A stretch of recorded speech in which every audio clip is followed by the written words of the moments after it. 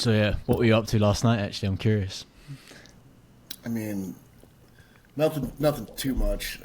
But it's just out, and then honestly, it's just like getting to bed on time when I'm out of my normal routine more than anything. Do you go out for drinks, or do you mean out for food with mates, or what's your out? Yeah, just going out with some friends, But yeah, because I don't drink. I haven't drank since 2003.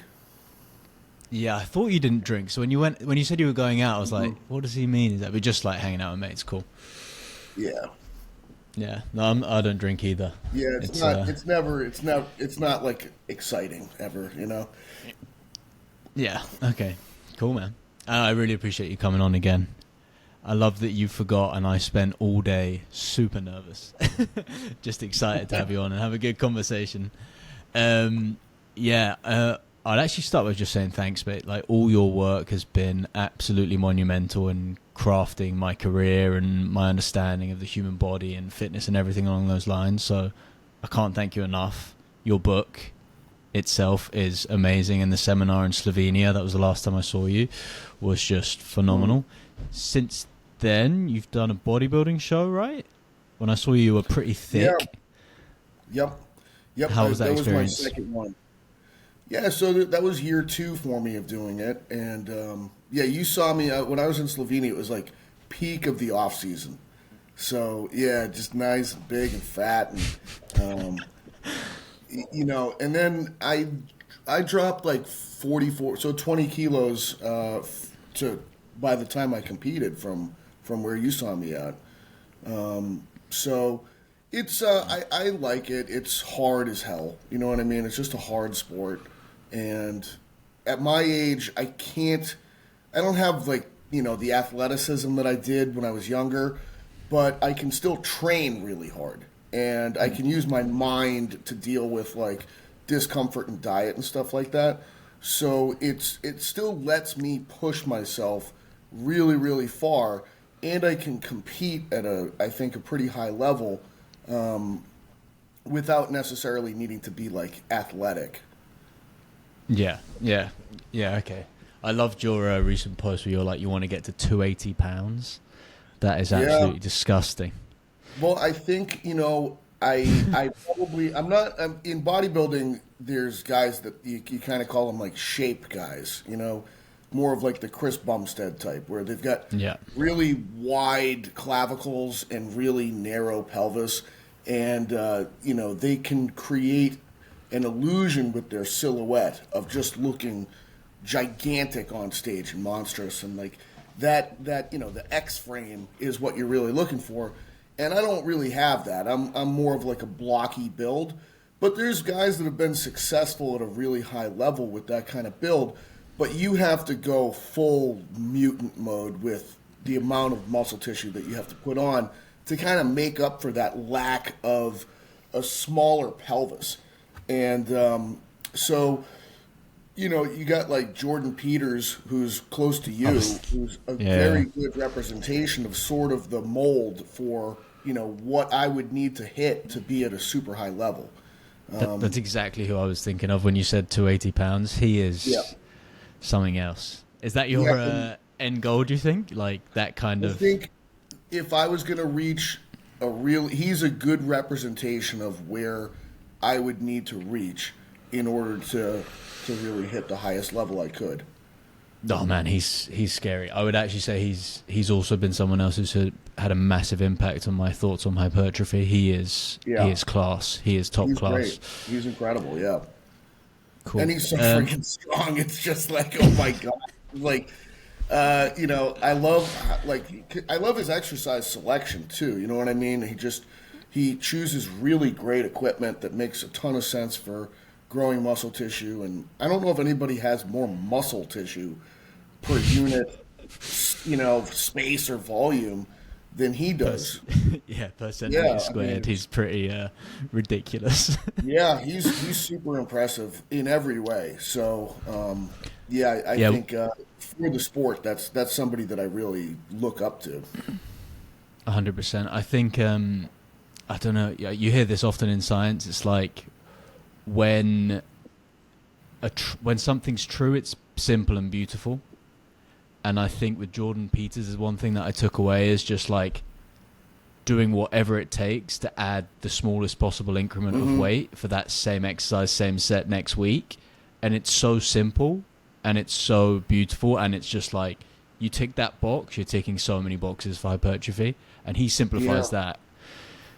And I just got that from him. I was like, that is great. That's as good as it gets for hypertrophy in terms of simplifying it. It's funny, some of the guys that I'm friends with at the, local gym, and literally the local gym is physically attached to the building I live in. So, for me, my commute to the gym is just like, I just walk like 20 feet to the adjacent door and I'm in the gym. And so it's, like there's a bunch of dudes that just, just guys that just work out in there. And like, I'll work out with a couple of them. And, when you're working out with somebody, you just talk. And it's so interesting, like the conversations I'll have with them. And it's the main concept I'm trying to get across to them is what you were just saying is like, you don't need to do like some crazy strategic pyramiding, wild dropping thing. You just need to do more than you did last week of the same thing. And if you do that, you're checking the box for, what's necessary to drive the process that you're trying to do. And if you keep doing that over time, it's going to get super gnarly. Don't get me wrong. Like, it's going to get really wild. But all of the other things you're talking about and thinking about are super secondary, tertiary, quaternary compared to that process, And I like when they work out with me and it's just like just straight sets and it's just a focus on staying super locked in for the exercise that you're doing, driving really good range of motion, and then basically, going right to failure. They're like, wow, that like crushed me. I had a guy do legs with me this week and I saw him yesterday. We did it on Thursday. And I was like, how you doing? He was just like, oh my God, like, and I was like, yeah, I get it. He was like, it was so simple. Like, I'm so destroyed. And I'm like, that's it. Like, it's just fundamentals. It's fundamentals over and over and over in an ascending manner. And that's really what works. Yeah, I'm genuinely embarrassed about the progress I made for the first 12 years of lifting because it was terrible. Like, it was so bad.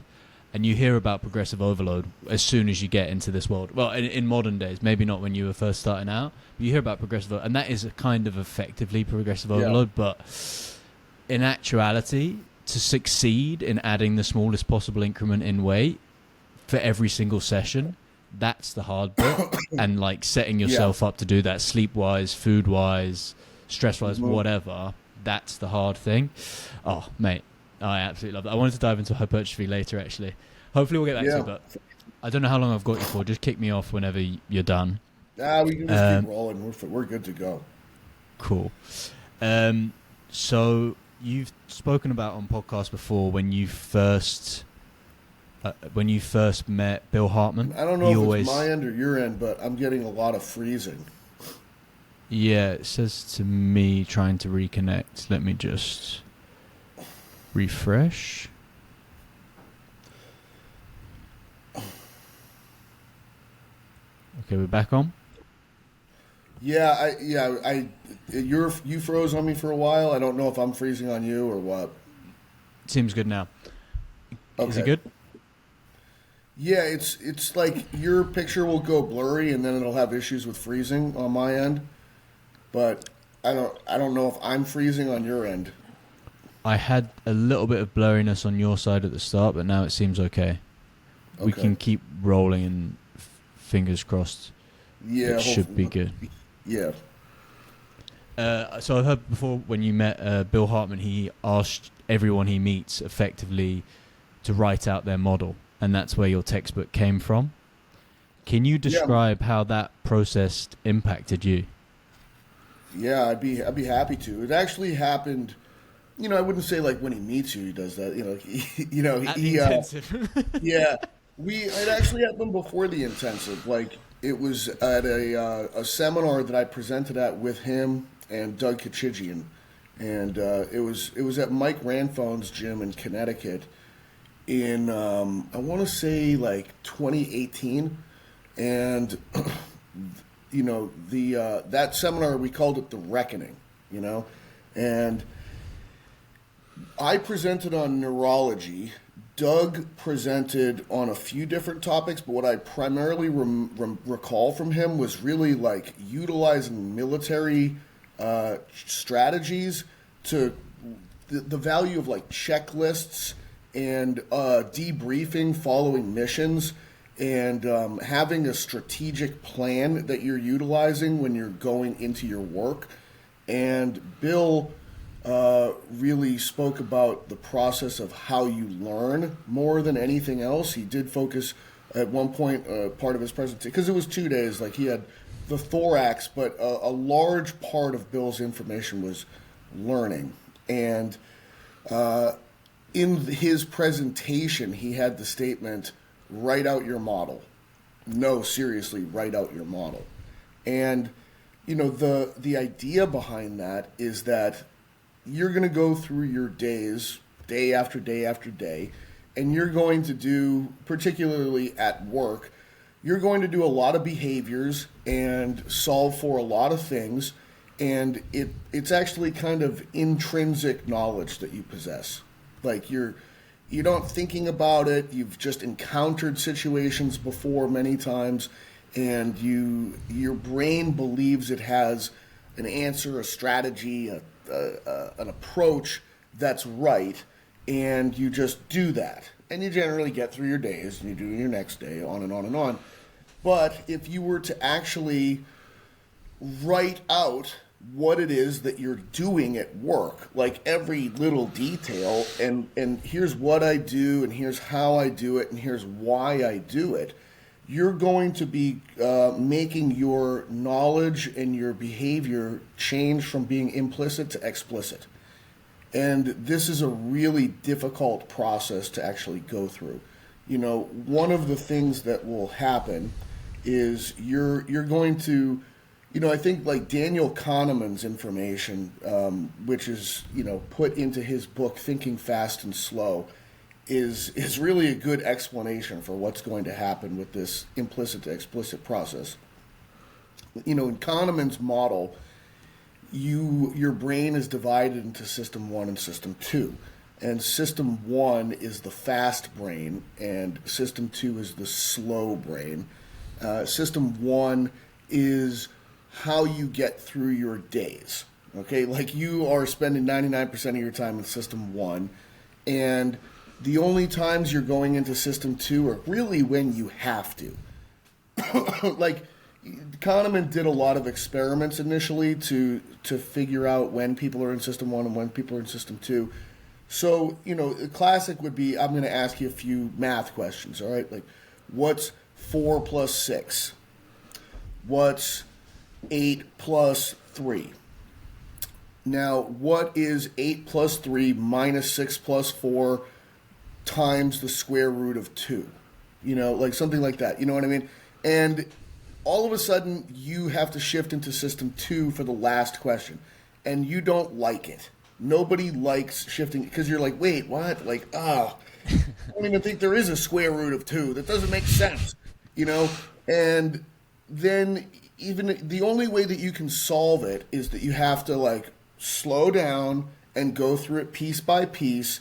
And it is uncomfortable, it's difficult, etc., etc. What Kahneman observed when he would lead people to the system 2 provoking math questions, he had sensors all over the person's body and was reading their physical responses. Their pupils would dilate, their skin, the hair, like the little hairs on their skin would stand up, their sweat glands would initiate the process of sweating. He was observing that they were shifting over into a sympathetic state. Like they had to mobilize resources to be able to go into system 2. And nobody likes to do this. It's effort. It requires You know, effort, really. Like, we don't want to exert any level of effort, and we don't want to be uncomfortable. So whenever you go through your day and you try to avoid this, you know what I mean? You're just like, you're pretty sure you know what you're doing. You have your answers if somebody asks you, but they're like system one level answers. And if someone keeps prodding you, oh, really? Why is that? Why is that? It's almost like how a little kid will annoy you. You know, little kids will shift you over and put you into system two because they'll keep asking why. And you're like, oh, I don't like this, you know? And so It's kind of like me at your seminar in Slovenia. yeah, but it wasn't. Keep asking questions. No, but I mean, I like it. It's more, you know, but anybody dislikes it when it gets dug down to a point where you're like, oh, I don't know, I'm gonna have to think about this, you know. Ugh. Like if I have already gone. So the point of writing out your model is that you're taking yourself into system two over and over and over and over and over. Because you're going to quickly realize, like, oh, I do this, and here's why I think I do it. And it's like, ooh, is that right? Because you're by yourself when you're able to write out your own model. You're like, I don't know about that answer. Is that actually correct? And so you might have to actually look it up and research it and dive into the topic.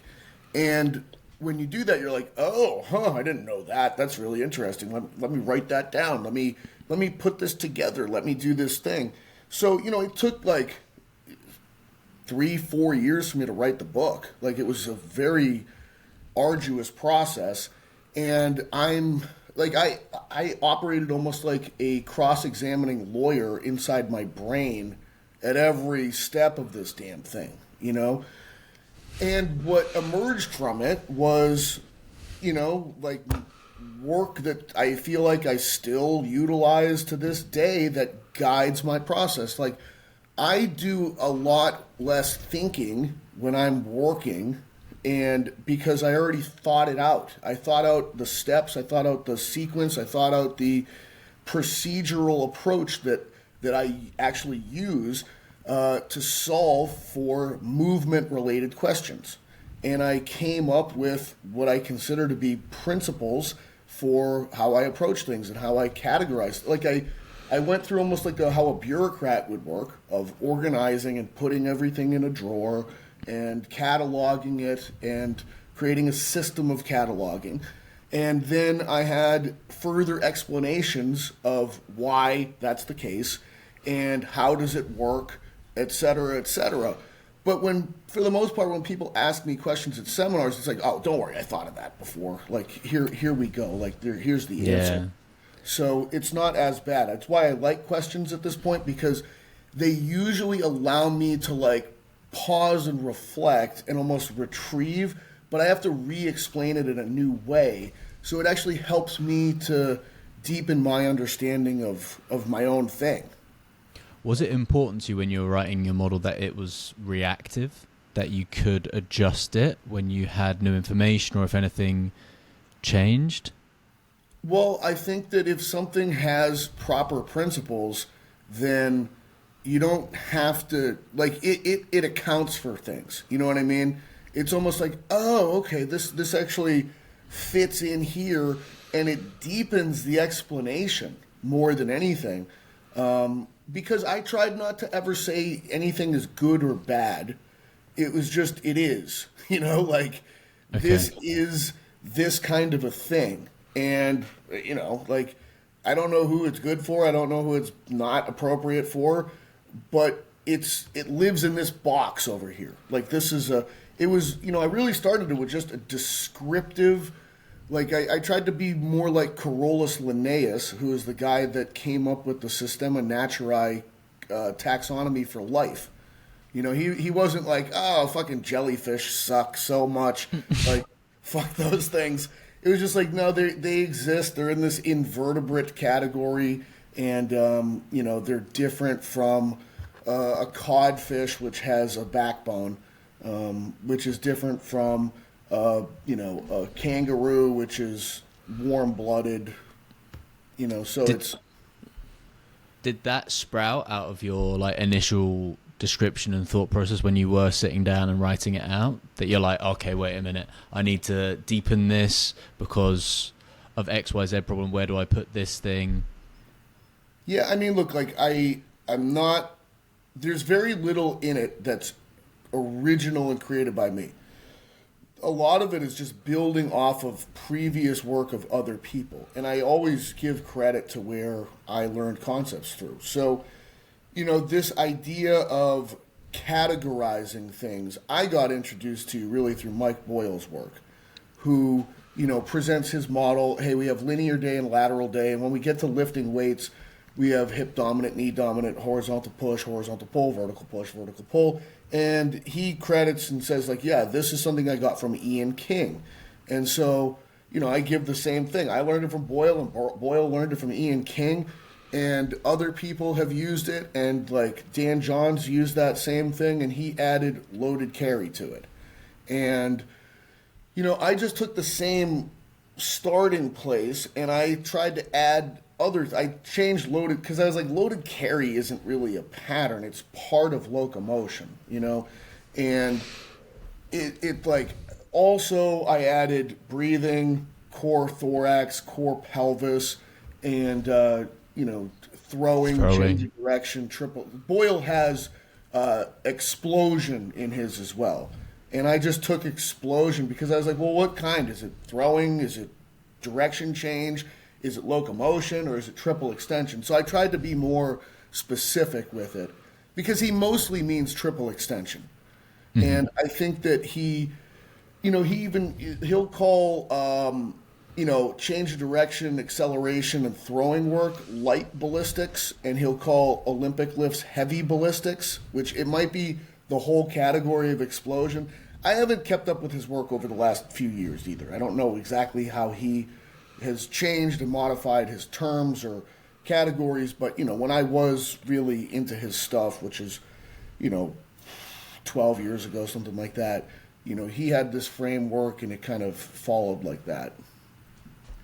Since finishing writing the textbook, have you gone back and made any changes? Is your thought process changed? Are you still doing that process where you sit down and try and do that slow thinking? Oh yeah, never ends, dude. Yeah, I'm going to have to write a second book at some point. Let's go and because I think that the first book is great, but it doesn't necessarily lead you anywhere with different populations. It's like I said, it's like the background. It's like all the blueprints for all the buildings that you could potentially build, but it doesn't tell you which one to use for which kind of city in some ways or something like that. So the next one will be called Training Trajectories, and it will basically give you more specific directions on what to do with different populations and groups of athletes. And go ahead with. You get into that and at the end of the book a little bit with the programming section, but effectively you're just going into that in more detail. That was definitely some of my questions later on with regards to like programming and. Absolutely, I give the example programs for a tennis player versus like a college interior football player, and this is sort of like you were at a recent seminar, so you heard more of the material that I will be kind of featuring in the follow-up when I get around to it. And, it really, ground is in this first book, but ground to me has emerged as being kind of the centerpiece of the whole thing. And so when I talk about ground, I try to use it, like I created a continuum of athletes based on a ground spectrum, and I created a continuum of exercises based on a ground spectrum. So ground itself is physical stuff outside your body that you can interact with, all right? And it is broken into two primary categories of external support and feedback. So support is basically objects that you can push into that you could create forces off of, so you could leverage off of them if you're trying to, if I want to go up, I have to push down. So if I wanted to go left, I would have to push right. So that's what I mean by leverage off of. If I want to pull something back, it's really helpful if I have a support in front of me, because otherwise I'm just in open space and I'm unsupported. So there's a lot of forms of support, but just as a category, the more external support that you can interact with, the more ground it is. And then the harder that external support is to deform, the more supportive it is. So if it's very deformable stuff around you that you're interacting with, it's not as high ground. So like swimming, for instance, you are covered in stuff, all right? But it's very deformable. And in truth, if you are in the air, if you're an acrobat, you're covered in stuff. It's just the most deformable stuff. It's air. So if you are a interior lineman in American football, you're interacting with stuff. It's another person that's extremely large, and they're not all that deformable compared to water or air. They're trying to deform you, and you're trying to deform them. But they're a hard to deform substance to interact with. And there's a lot of them. But, in truth, like, you're leveraging off of the ground that you're standing on, and you're leveraging off of the opponent that you're interacting with. So that's a very high ground activity in this. Versus on the far other side, the lowest ground activity I can think of in competitive sports is Olympic diving, with the springboard being lower ground than the platform because the springboard deforms more. So there are characteristics that I look at and say these are the characteristics of what make a great low ground athlete a great low ground athlete. And these are the characteristics that make a great high ground athlete. And they're opposites, by the way. Opposite tendencies, abilities. So low ground athletes, it's their ability to turn and tumble through the air that makes them great at being low ground. And high ground athletes, it's their ability to prevent themselves from being turned and tumbled by external forces that makes them great at their sport. So to me, and then there's every possible iteration between the two poles that would rely sometimes on one pole, sometimes on the other, and have some modicum in between at different points as well. But the extremes, I think, tell a very interesting story of turning and tumbling or prevention of turning and tumbling. And I think it's why we can't really treat different athletes the same. I also think it's one of the reasons why a lot of times you hear strength and conditioning coaches that are working with team sport athletes in a collegiate setting or something else, and they're constantly saying things like, well, the best guys on the field aren't necessarily the best in the gym, and a lot of our best athletes don't really like to work out. Well, that's a problem. I think that we haven't had a proper framework to work from to be able to actually guide the single most important principle of training, which is specificity. And what I'm trying to provide is actually the ultimate tool for specificity, because to me, the primary points of interest with specificity is motor pattern selection and exercise selection within motor patterns that you apply to the training of the people that you work with.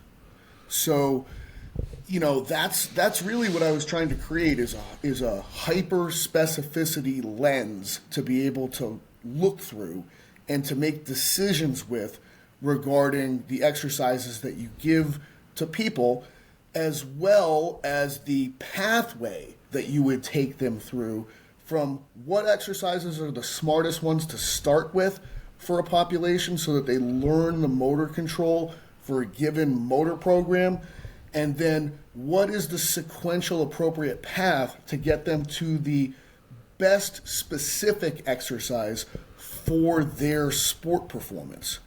And a lot of the classical readings like Bondarchuk, for instance, where it's like measuring these throwing athletes and sprinting athletes over tremendous time. And it's like, well, in the beginning of their athletic career, we see that the shot putters really benefit from getting stronger at their cleans and their presses and their squats. But by the time they're international masters of class, oftentimes we see that, it's if they get stronger in the bench press, they don't perform better in the shot, or it could actually make them worse. So I see this as what works in the beginning to teach fundamental fitness does not work in the end when we actually need specificity at a critical point, because the only thing that seemed to work for them was throwing the shot or a similar weight further in their training or running a similar distance faster in their training.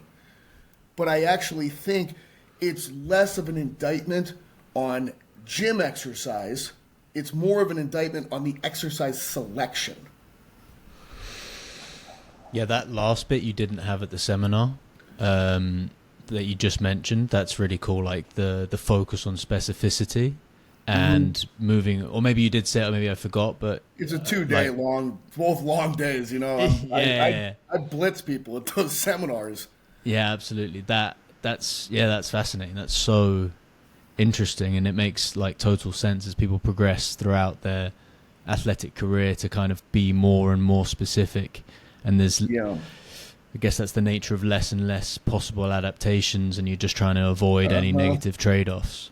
It's kind of like there's that whole spectrum of ground for athletic analysis, and then for exercise selection analysis, where if I have a squat motor pattern, it's like, very high ground squats would be things like a pendulum squat, a hack squat, a leg press, and then a high ground squat would be a free weight bilateral stance squat, as well as a single leg squat pattern exercise done in a machine, like a Smith split squat, something like that.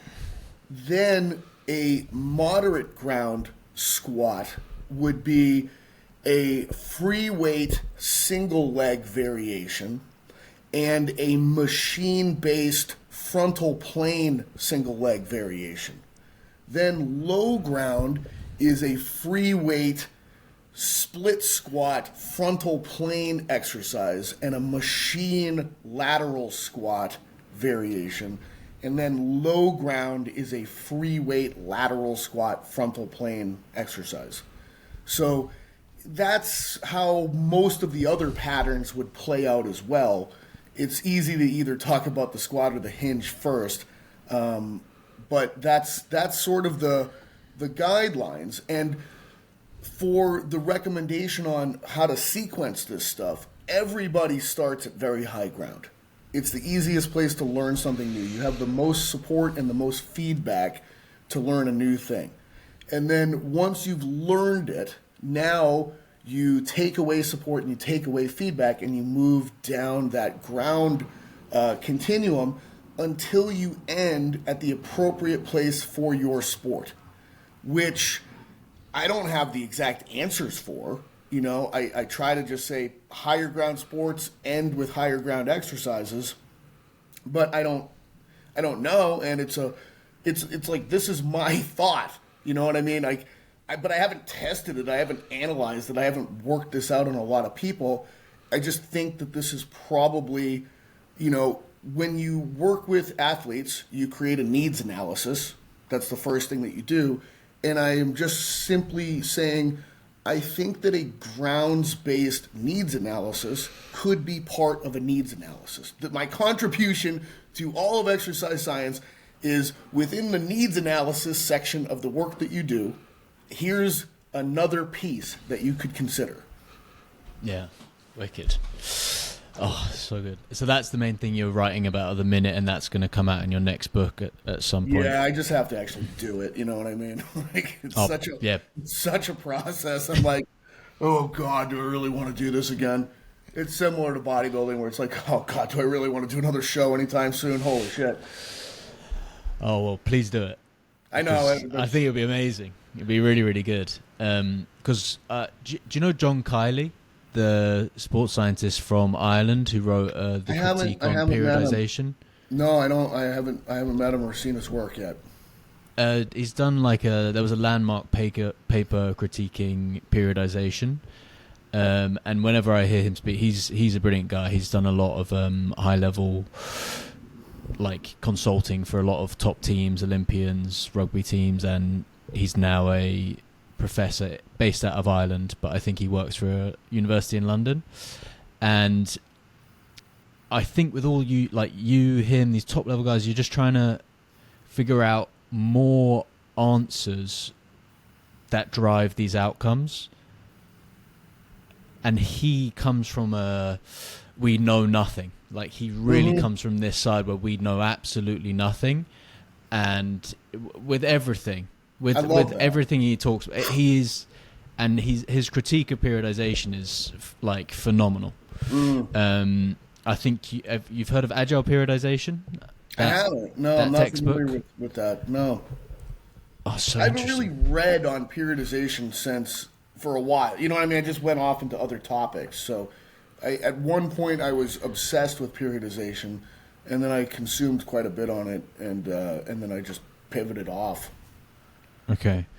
Because that's my big question with ground and where it leads to is, when do you go up to the next exercise, and why? Because you still need to maintain these other qualities. Like, even though the top guys don't need that direct strength, where they're not trying to push their clean, right? But you probably still want to maintain it. For example, when I talk about this, it's never like I would. For designing your program, I'm going to put 100% of your training volume in the the matching ground exercise correspondence to your sport. Like, it would be probably, first of all, again, it's like me saying I don't have the answers. This is me looking at things, and I'm trying to find a thread that I think weaves its way through these things. And when you see low ground sports, skateboarding, figure skating, diving, snowboarding, surfing, generally the person that wins goes up in the air and they spin around more times than everybody else, or they tumble more times in the air. And I don't, I listen to these sports at the Olympics or something, and I have no idea what's going on. But it's like in the skateboarding thing, they're like, oh, he went up, he did the switch foot, kick step, 1080 McDuffie. And I'm like, what? But he revolved more times than the other person, and therefore gets the gold medal because he landed it successfully. Same thing in diving. It's like, oh, that athlete did a triple. Figure skating is one of the easiest ones. It's like, oh, he pulled off the quad. Oh, my God, he wins the gold medal. And it's like, oh, he had more triples in the event than anybody else. Triple sow cow, triple toe loop, triple axel, triple whatever. And that's who wins. Kind of plain and simple. So there's an element when you're launching off the ground where you're interacting with the ground, and then there's the other element where you're just spinning or tumbling. And I just think that that's the common thread, is that it's spinning in some way, shape, or form. Turning and tumbling are the end products that allow you to win. So those are very different than the other side, where it's like in wrestling, you're trying to turn the other athlete. And if you turn them, you're going to beat them. And they're trying to prevent that from happening. Same thing with American football.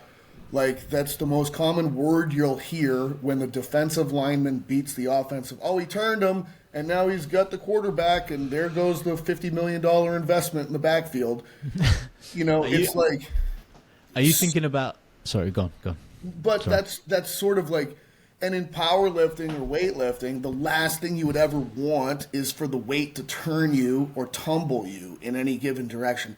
And all of the adaptations that you make prevent you from turning as much. It's like, watch a wrestling team go for a jog. It's like, it looks funny. Or watch bodybuilders go for a run. They run weird because they can't turn. And I think that the morphology of the skeleton changes to a certain degree to become a less turnable object. I don't have data on that. It's just like I think that neurologically you learn how to not turn, and then I think that the physical adaptations that you take on would help you not turn. Like if you even bodybuilding, like as a sport, it's like, well, you need more width. Okay, you just need to get wider. All right, you need more width, and okay, so you're probably chasing this, and I bet you if you measure it that the athletes actually get wider, but I think they get more flat too, front to back. So a thorax that can turn is shaped more like a barrel, and a thorax that doesn't turn is shaped more like a 2x4. And I think that the low ground kinds of exercises, first neurologically, just like, okay, don't turn, and then you make physical changes that help you not turn, because turning is dangerous in those sports. The ground is definitely like a much more comprehensive way to think about the wide, narrow archetypes. Yeah. Like for me, anyway, when you spoke about it, it just like so many light bulb moments when you hear Bill talk about the wide narrows, because like you get a lot of things that people argue with from a first point of view. You've just heard about this narrow wide, and narrow squat better and wides hinge better, and then people critique that directly, but this ground concept gives it a lot more substance and ease of understanding, which I think is so useful. Again, I just play, the cross-examining lawyer in my own head. Can I explain this out really far? Sometimes, not really. Okay, well, what else can I... Where's my argument, and where does the thread get pulled that pulls the whole sweater apart? And so I just spend a lot of time in my own head doing that. And, I could be completely wrong. The problem with a lot of these things is, like, if you get into Bayesian analysis, like, your starting assumption is the most critical thing. So you have to have a very strong starting assumption, and the starting assumption leads you down a trail. If your starting assumption's wrong, you can build a trail, but the whole thing is just like, what is this? This is ridiculous. You need a good, solid, strong starting assumption. And the best one I could come up with was this idea of ground, like the big differentiating point. Because, for a long time, if you look, like, I don't know if you're familiar with Sheldon, the researcher from the 20s, 30s. He's the guy that we all use the terms ectomorph, endomorph, mesomorph from. Oh, cool. Okay. Okay, and his original books are bizarre. Okay, they're really strange. His first book, he actually went into a prison in Chicago and took naked pictures of all of the prisoners. And he just drew points of their architecture of their body. Okay, and it kind of is very similar to this wide, narrow, wide, all that stuff. But he made ratios of, like, hips, shoulders, knees, like their frame, their chassis for the most part, and he broke them down into different categories. And he did not use meso, endo, ecto as his terms. He actually had different animal groups. He had bears, horses, dogs as his primary groups. And then inside of those things, there were like, quarter horses and thoroughbreds and plow horses and bulldogs, different things. Like, it was just like, okay, this is weird. This is not what I expected based on whoever threw out the meso, endo, ecto, and that was it. Like, then his second book, he went to, I think it was the 1964 Olympics, and he took pictures of every athlete that was on the podium. Okay, and they had clothes on this time, but he did the same kind of a breakdown. So he could clearly see, like, hey, they look very different. The basketball players don't look like the wrestlers, who don't look like the shot putters, who don't look like the sprinters, who don't look like the high jumpers. And he did the same animal kind of breakdown for the podium folks of the different sports. And it was all, like, his thing was a math equation. So it's great research.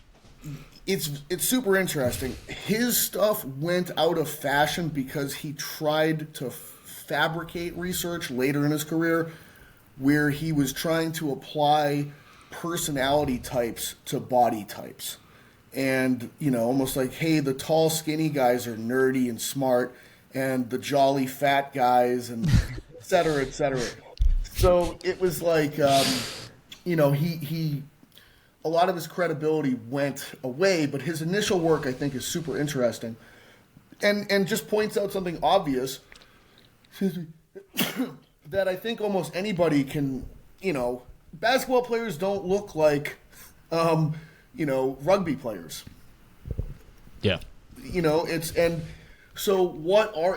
it's like trying to dive into the more specifics. Well, what is it that's different? Can we measure it? Yeah, height, hand size, leg length, ratios of appendages to torso, all of these things. Like we can, and it clearly matters, okay? And the reason it matters is like a very anti-CrossFit sentiment that the specific task and the specific environment that the task is taking place in causes a different individual to emerge as being an appropriate fit for that task and environment.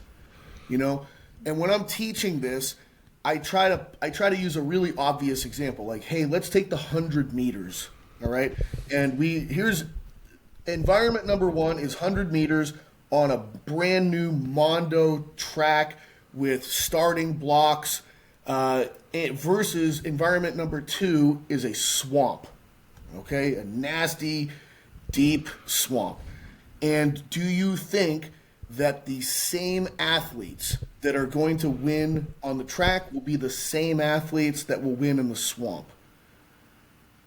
Probably not. And I don't even know who's going to win in the swamp. I literally don't know what is going to be the best fit for the swamp, but probably not the people that win on the track. Yeah.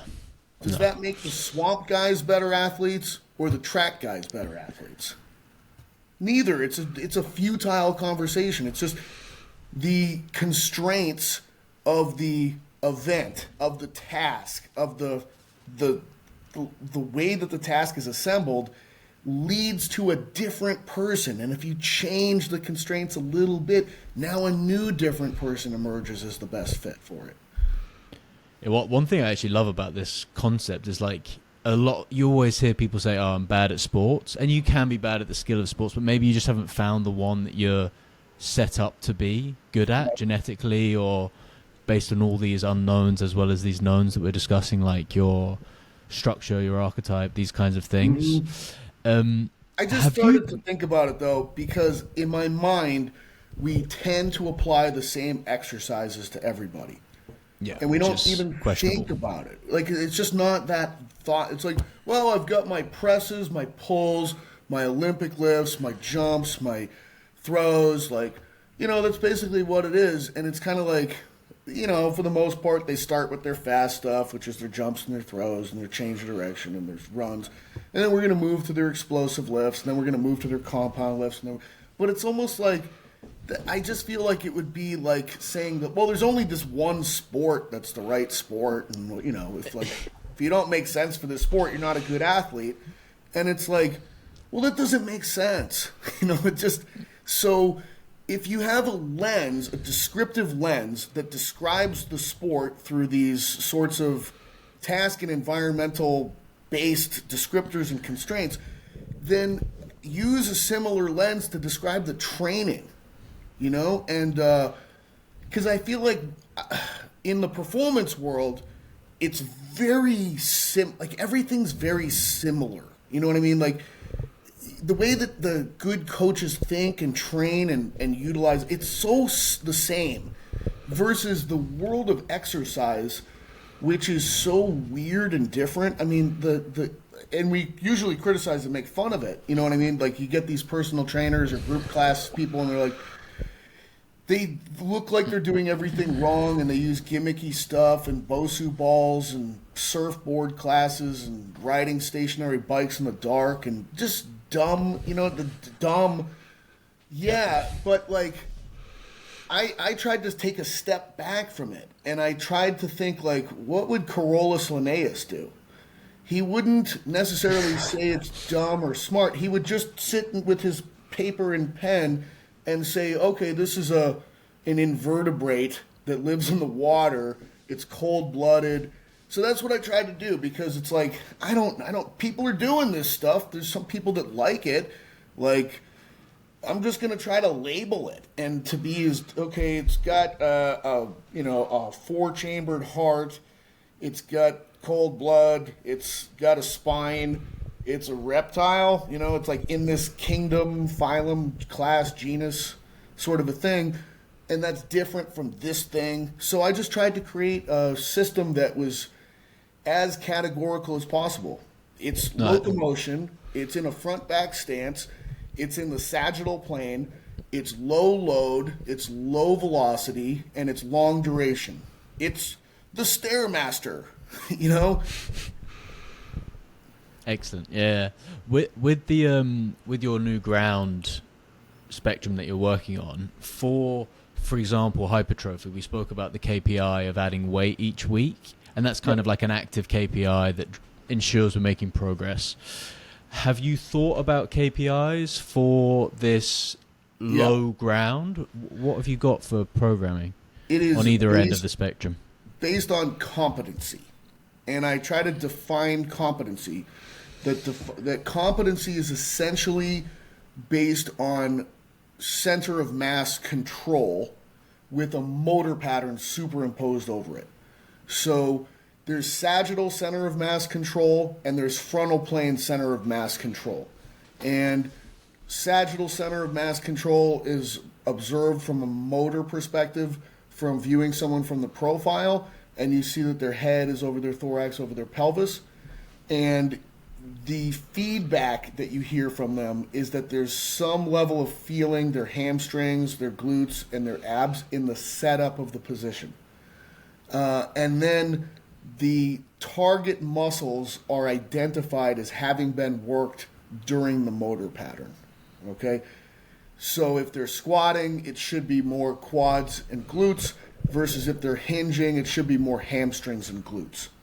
But in both, I really like it if in the setup, I can know that it looks right for center of mass, and I hear some level of like, okay, they've got their abs, they've got their hamstrings, now go ahead and do the task. Frontal plane is that frontal centering where it's like I can see that you've lateralized your weight over one of your feet and your nose is over your sternum, over your belly button, over your zipper, over your knee. And in your setup, you're telling me I've got some adductor, I've got some glute med, and I've got some lateral ab wall. And I'm like, okay, beautiful. Like you're loaded over that side. You're centered, lateralized over one base of support. Then it's just, like I said, superimpose a motor pattern over a standardized axial skeleton in space. Okay. And as people progress into this more specific exercise that we're trying to get people to with regards to their sports to drive adaptations, are you still looking for the same thing? Because as you get more into that performance, you want less sensory, more focus on motor output? Yeah, so I have the sensory to intensity continuum in the model, and that's based on feedback versus feed forward processing. And what that basically means is the heavier or the faster the movement, the less you can feel it while you're doing it. As a coach, I want to look at it and observe the motor competencies of center of mass control. But while you're doing it, like, I don't want you being like, oh, got my hamstrings, got my adductor, like, because it's happening too fast. What I can check on is even the next day. Hey, where are you sore? Oh man, my abs are crushed from that sprint session. My hamstrings are sore from that. But like, if you're trying to run full speed, I certainly don't want to ask you what muscles you're feeling. Or if you're squatting max weight, like, how did you feel? I felt aggressive. I felt strong. Excellent. Those are great feelings for me to hear. how'd you feel while you were running today? Coach, I felt super light. I just felt like I was an airplane ready to take off the track. Amazing. That's the perfect feeling. And then the day after, hey, what's going on with your body? Oh, my hamstrings are tore up, man. Like they're sore as hell. Okay, that's probably appropriate because we did a high volume of sprints yesterday. And that's probably the most stressed muscle when someone's sprinting properly. Okay.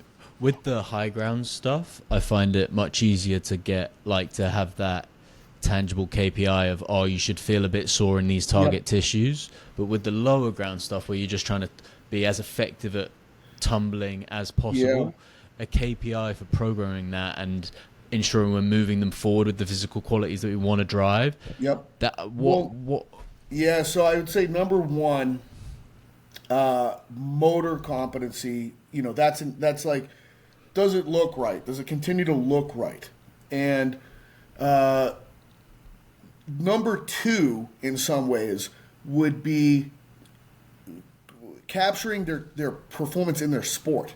Okay, like, am I seeing them position their joints in what is considered by the sport expert to be the more ideal positions for their sport?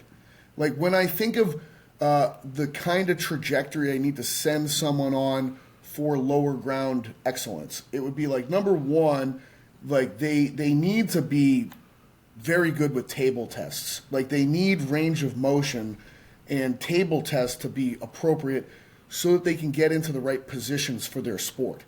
Now that they possess the potential for those positions in their sport, my job is to bring them into motor learning 101 for some of these things, and I'll start with the most grounded version of accessing those joint positions. And then I'll just take away the ground and hope that they can continue to maintain those positions as we give them less support and less feedback and they're operating more and more in open space.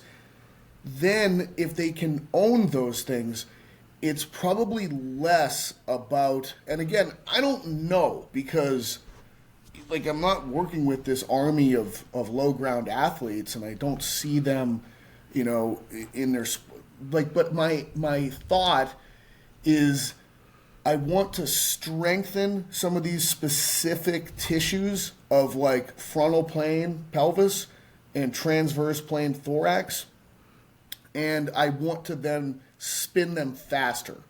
So the motor programs that I'm probably going to focus on with them are going to be things like throwing and triple extension, but triple extension involving turning. What's the other one? I've got change of direction as well, but a lot of the change of direction work will be based on pivoting. I kind of break my change of direction stuff down between linear change of direction, which is sort of like sprint back pedal work, frontal plane, which is more in the way of shuffling and side running, and transverse plane, which is more on pivoting. So It would be, how fast are you doing these things? And I want to see if you're able to throw a light thing faster with rotation. I want to see if you're able to jump and turn with, higher jumps or further jumps or whatever those would be. And I want to see that you can pivot faster and further through space. Okay. No, that's really cool. So if you've got something like a jump mat, you can test time and space and complete the same task over a period of time. Can they rotate further with the same time in the air and measure like velocity that they can throw a ball? Yeah, because maybe your vertical jump improved, but you can't spin around in the air as many times. I don't know. Is anybody measuring that? I don't think so. But nobody's thinking from the framework that I've got. So I'm not the guy that actually goes out and swings the hammers every day at work. Like, I just sit back in a room somewhere and think of new blueprints. And it's like, hey, guys, you think you could build this building? No, I don't think anybody's ever thought of this kind of building before. Like, try it out. I think it should make sense. But if it doesn't, I'm totally cool with that because, I don't know, I just thought of it. Maybe I'll think of a different thing. But these things need to be tested and measured. I'm just not the guy that's going to sit there all day on the force plate and like write things. I'm terrible with that. I can't even open my own mail. You know what I mean? Yeah, it's great that you're doing all the theoretical hard work, because then there will be other people who want to take up and be like, all right, okay, let me apply this to my clients who seem to be more narrow, or they seem to be more biased for less ground, and let's see how they perform with this exercise and vice versa. So I mean, it's all, you don't have to, obviously it's hard to do all of the work, the theory, and then go out and test it. But it needs to be tested. I fully acknowledge it needs to be tested. I'm just not going to do it. Fair enough, mate. Yeah, you can't do everything fully. I mean, I'll definitely test it out on my clients, but I'm not going to be I'm not a scientist. I'm not going to be rigorous. But it's just people to understand the pathway that I would say is appropriate. Like, here's your motor program, and if you want to get to low ground, you just have to go through the sequence to get there so that they're motor competent when they're doing it. Because if you test something and it's not done right, you're not actually testing it, is sort of the thing. Like, I look at it like, I think sometimes like industry is a better place to look at than what's happening in sports science. So, you know, if I I actually talk about martial arts a lot with their belt systems, okay? Like, you come in as a white belt and you learn white belt stuff. And then you move to yellow belt and you learn yellow belt stuff. And in the process of yellow belt stuff, you get a stripe and then another stripe. And then after that, you move to an orange belt and then you do orange belt stuff. So it's, you don't want to give the white belt the orange belt stuff, because they're not going to do it right. It's going to be too complex. It's like inappropriate. And I try to basically create a system for every motor program. You go in the book, and it's a redundant book at a certain point, where it's like, hey, we're in the, let's say you're in the throwing chapter, and it's like, okay, here's an introduction to the topic of throwing, and now here are the available training options. You can throw in any plane. You can throw in any stance. You can do throws that are high load, low load, moderate load. Generally speaking, all throwing tasks are short duration. You're not like throwing the same way that you would ride a bicycle consecutively for 30 straight minutes. Just like you throw, you take a break, you do another throw, sort of a deal. But within this, the first kind of throw, the white belt throws, are bilateral stance, sagittal, linear throws, and the first one is a chest throw into the wall. So that's like white belt day one. And then, I don't know if they put stripes on a white belt, maybe they do, okay? But your stripe would be, you're going to go from a short lever throw to a longer lever throw. So don't do overhead throws before they've competently done chest throws. Now that you've done that, we're going to change the postures. So, you know, to me, I'm not using the word posture. It's like, oh, you've got good posture or bad posture. Posture means like you're supine, or you're kneeling, or you're standing, or you're squatting. And so I want to start you in the easiest posture for you to manage gravity. In the case of throwing, I believe that's sitting, okay? So sitting with, you know, some sort of external support or feedback. And like for me, it's usually you're sitting on a box and I've got a band that's looped over your chest and I'm standing behind you pulling. So it gives you feedback on where your axial skeleton is in space. And the likelihood that you're going to feel hamstrings and abs in your setup is higher, because you've got the support and feedback of the box that you can dig your heels in, and you've got the feedback of the band that's, if your center of mass is too far forward or back, it's pulling you weird. If you're in the middle, you're secure. So that is white, and it's so seated RNT band chest throw is absolute day one white belt, okay? Then your stripe would be like me taking the band off and that's less feedback for the exercise. Then I'm going to change your posture. Okay, that's like another stripe.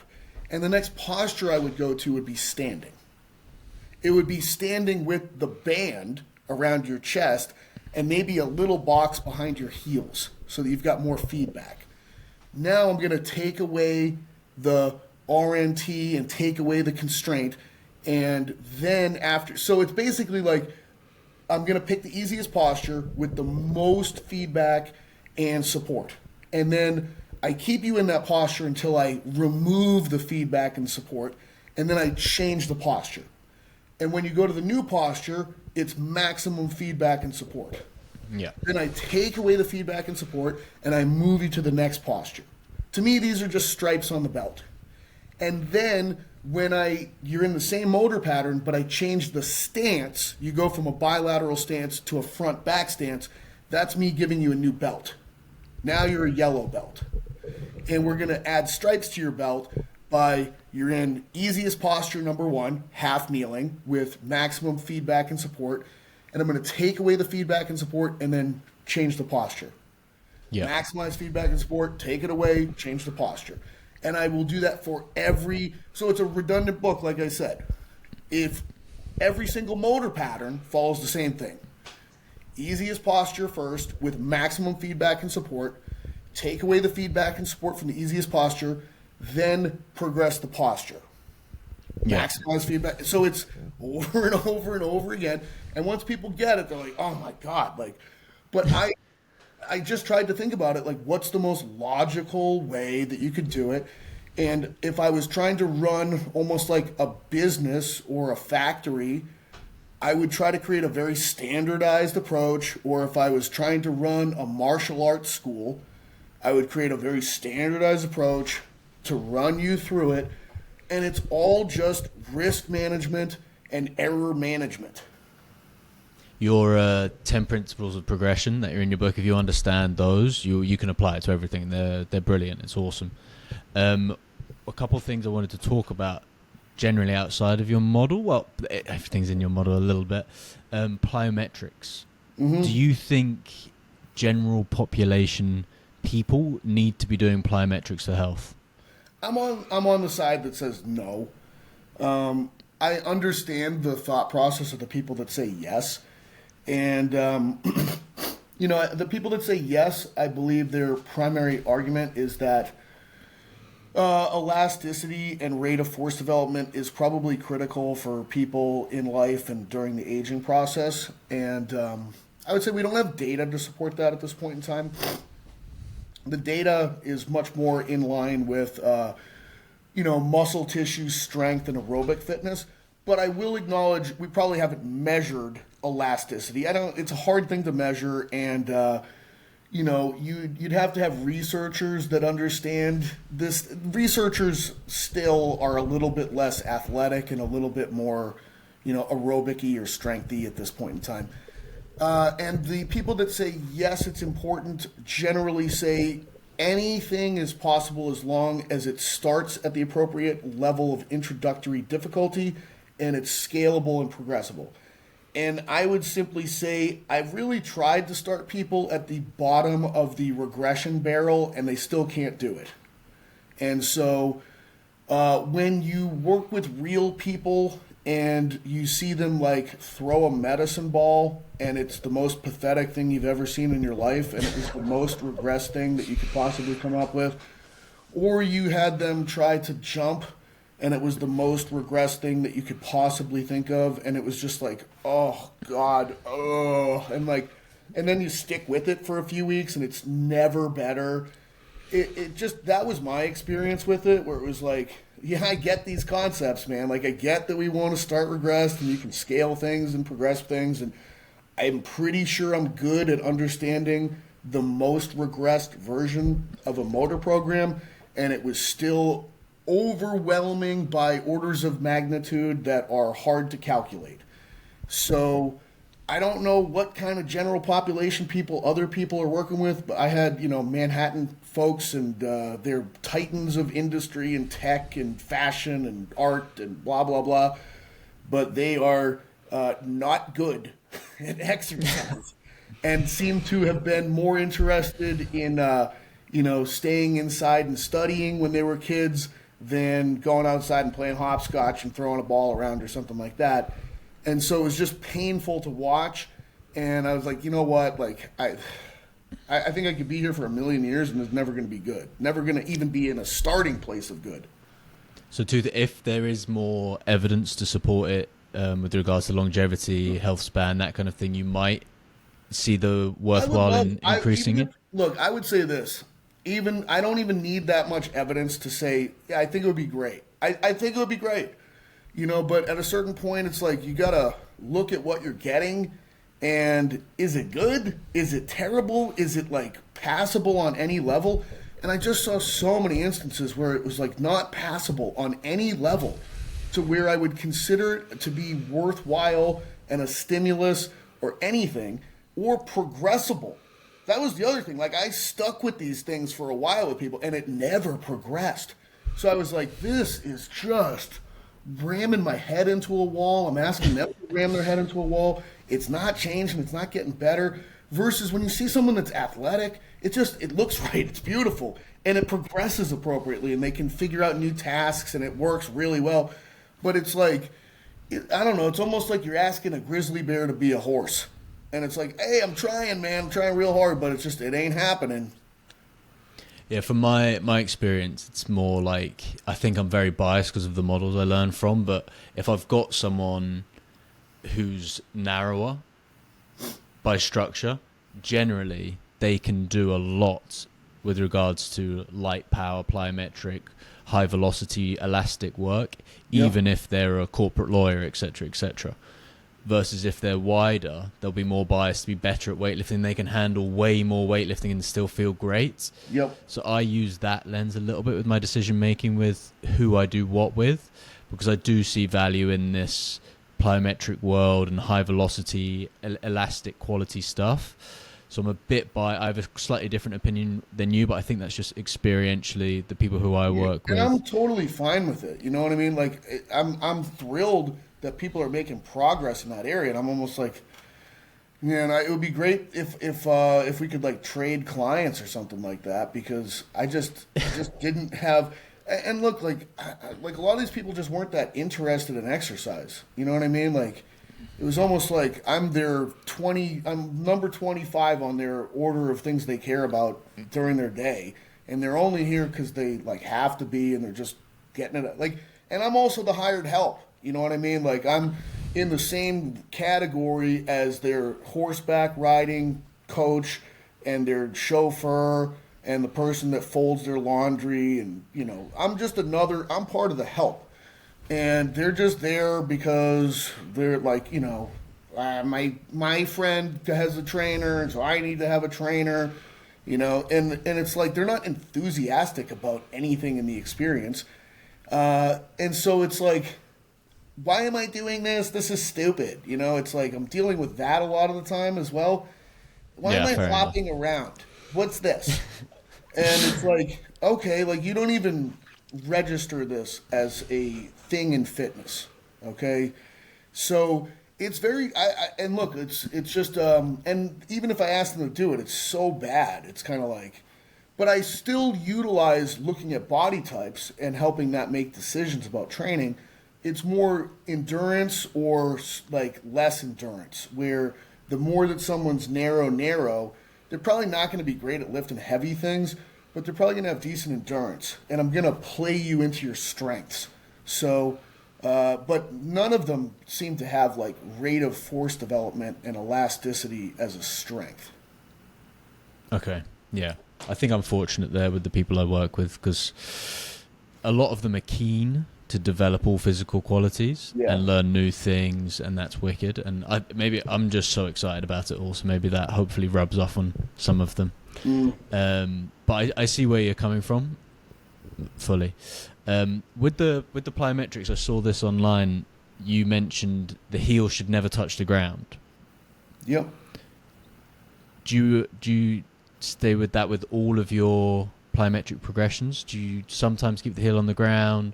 I differentiate between ballistics, and I think that there are stretch shortening ballistics versus non-stretch shortening ballistics.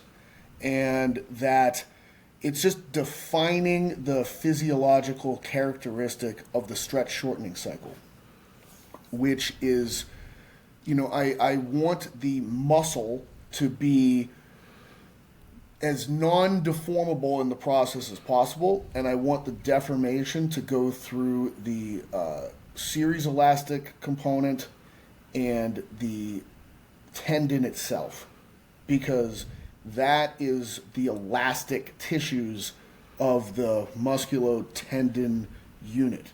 So to keep the muscle non-deformable, I want it to be in its concentric orientation at the point of strike or contact. And I want it to stay in its concentric orientation as much as possible. And if that happens, then the ratio of deformation is shifted over more towards the tendon and the series elastic component, which would be where elastic energy would be, captured, like started, stored, and released from. And the primary series elastic component and tendons that of the lower body that I have to attack are the Achilles and the patella tendon.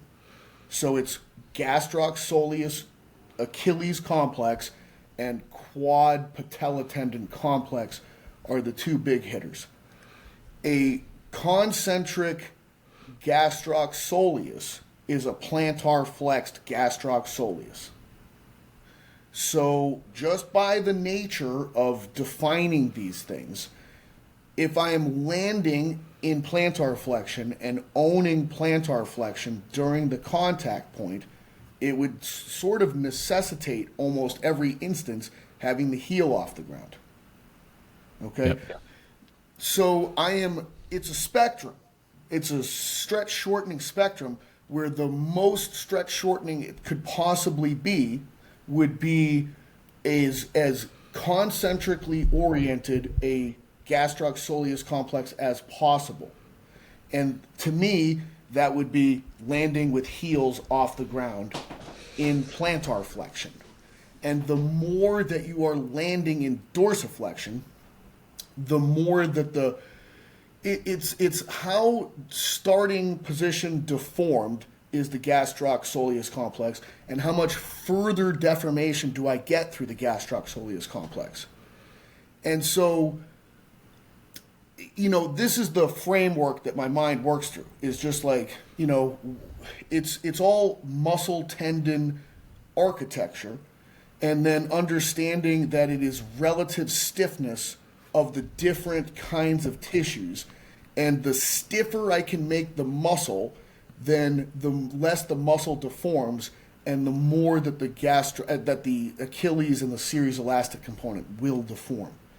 So I think that what you have is the more that your heel off the ground plantar flexed, the more it will be purely stretch shortening cycle elastic. It will still be stretch shortening cycle elastic in other positions, just not as much. So how much on this gradient, where do you want to be? And it's very task specific. If you're doing bounding, for instance, the landing position is less plantar flexed as compared to like a pogo hop. So it's not that there's lack of value in bounding, it's just less plyometric than some other positions would be. And so it's kind of like you probably need different like contact positions and trajectories to train to develop force production characteristics for, horizontal displacement, lateral displacement, vertical displacement.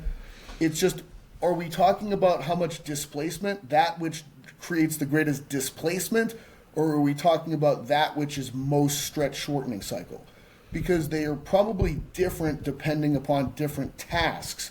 But if I'm purely trying to create stretch shortening cycle adaptations, then I believe you would want to be in the greatest concentric orientation of the muscles so that you have the least deformation of the muscles and the most deformation, and therefore the greatest stretch shortening cycle response from the elastic tissues. Okay, that's a wicked answer. I love that. It's really good. Thank you.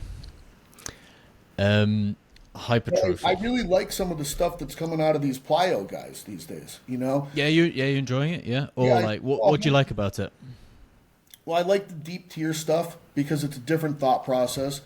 And I like that people are saying that it's probably a good way to work on inhibitory characteristics, as well as just like a focus on yielding rather than a focus on overcoming.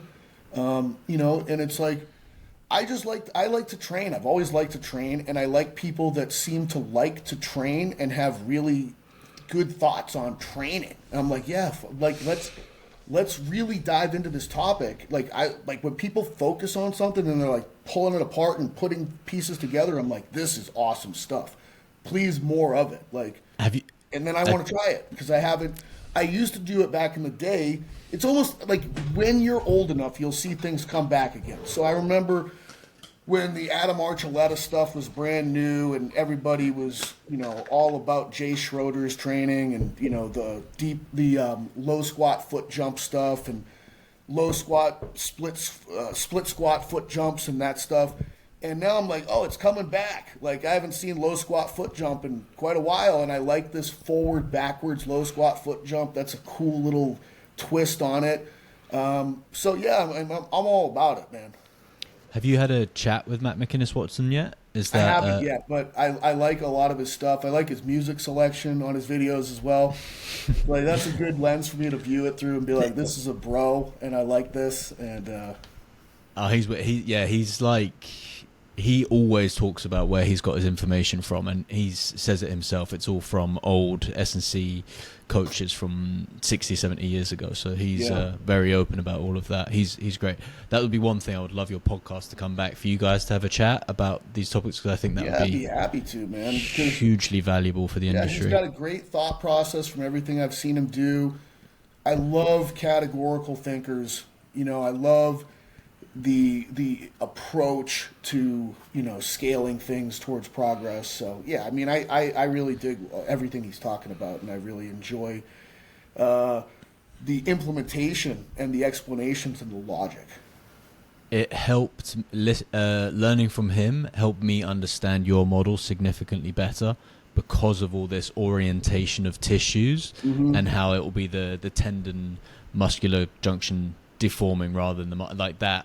I remember sitting in your seminar, I was like, oh, so that's what's going on with the plyo. Okay, that makes sense with the orientation of tissue, because I think that's not the easiest thing to get your head around, for me at least, anyway, at the start. And it is absolutely the critical physiological concept with that. Yeah, so that was really great. Mobility. Foam roll. Oh. So I was like, I'd gone through this arc of foam rolling and like it being great and then it being terrible, and now Bill Hartman's been speaking on it a little bit, and I've used it with clients for like, I had a guy who had just had a bunch of fluid on the outside of his knee. We foam roll his adductor, and it was there for a couple of weeks. We foam roll his adductor on the inside from knee to hip, just like Bill Hartman said, and it disappeared. And it's just like I imagine it's fluid management of the body, and just using the foam roller to spend more time in that eccentrically orientated position to help drive different movement options in the body. Like, back to listening to Bill again. It's been a couple of years, so it's of course he's bringing the foam roller back with a logical explanation. But finish what you're saying. That was it. What are your thoughts? What are your thoughts on foam rolling? Well, I'll be honest. Does it have a place? Like I was just saying, I haven't really, been like all up in that world for a couple of years, and so this is the first I'm hearing about using the foam roller to change fluid in places, push it around, create a eccentric orientation of tissues. But I mean, it makes sense. You know what I mean? Like it's going to deform things and it's going to push things. It's like I can just picture an actual roller in the kitchen, just smoothing out dough or something like that. And I'm not saying that from a texture equivalence or a stiffness equivalence that human tissue is like Pillsbury dough or something like that. But I've seen management of gravity where it's kind of like, someone can't IR their femur in a certain position, supine. And then you put them into side lying so that you remeasure the same leg when it's up. And that the pull of gravity would shift fluids around. And it would just basically reduce the volume in the part of the hip capsule that you need the bones to move into to be able to create IR. And it's like, okay, well, I can see 20 more degrees of IR in side lying compared to supine. Like, did I just do something to their muscle? No, it's like you're shifting the internal contents around simply by the impact of gravity. And, I'll say this.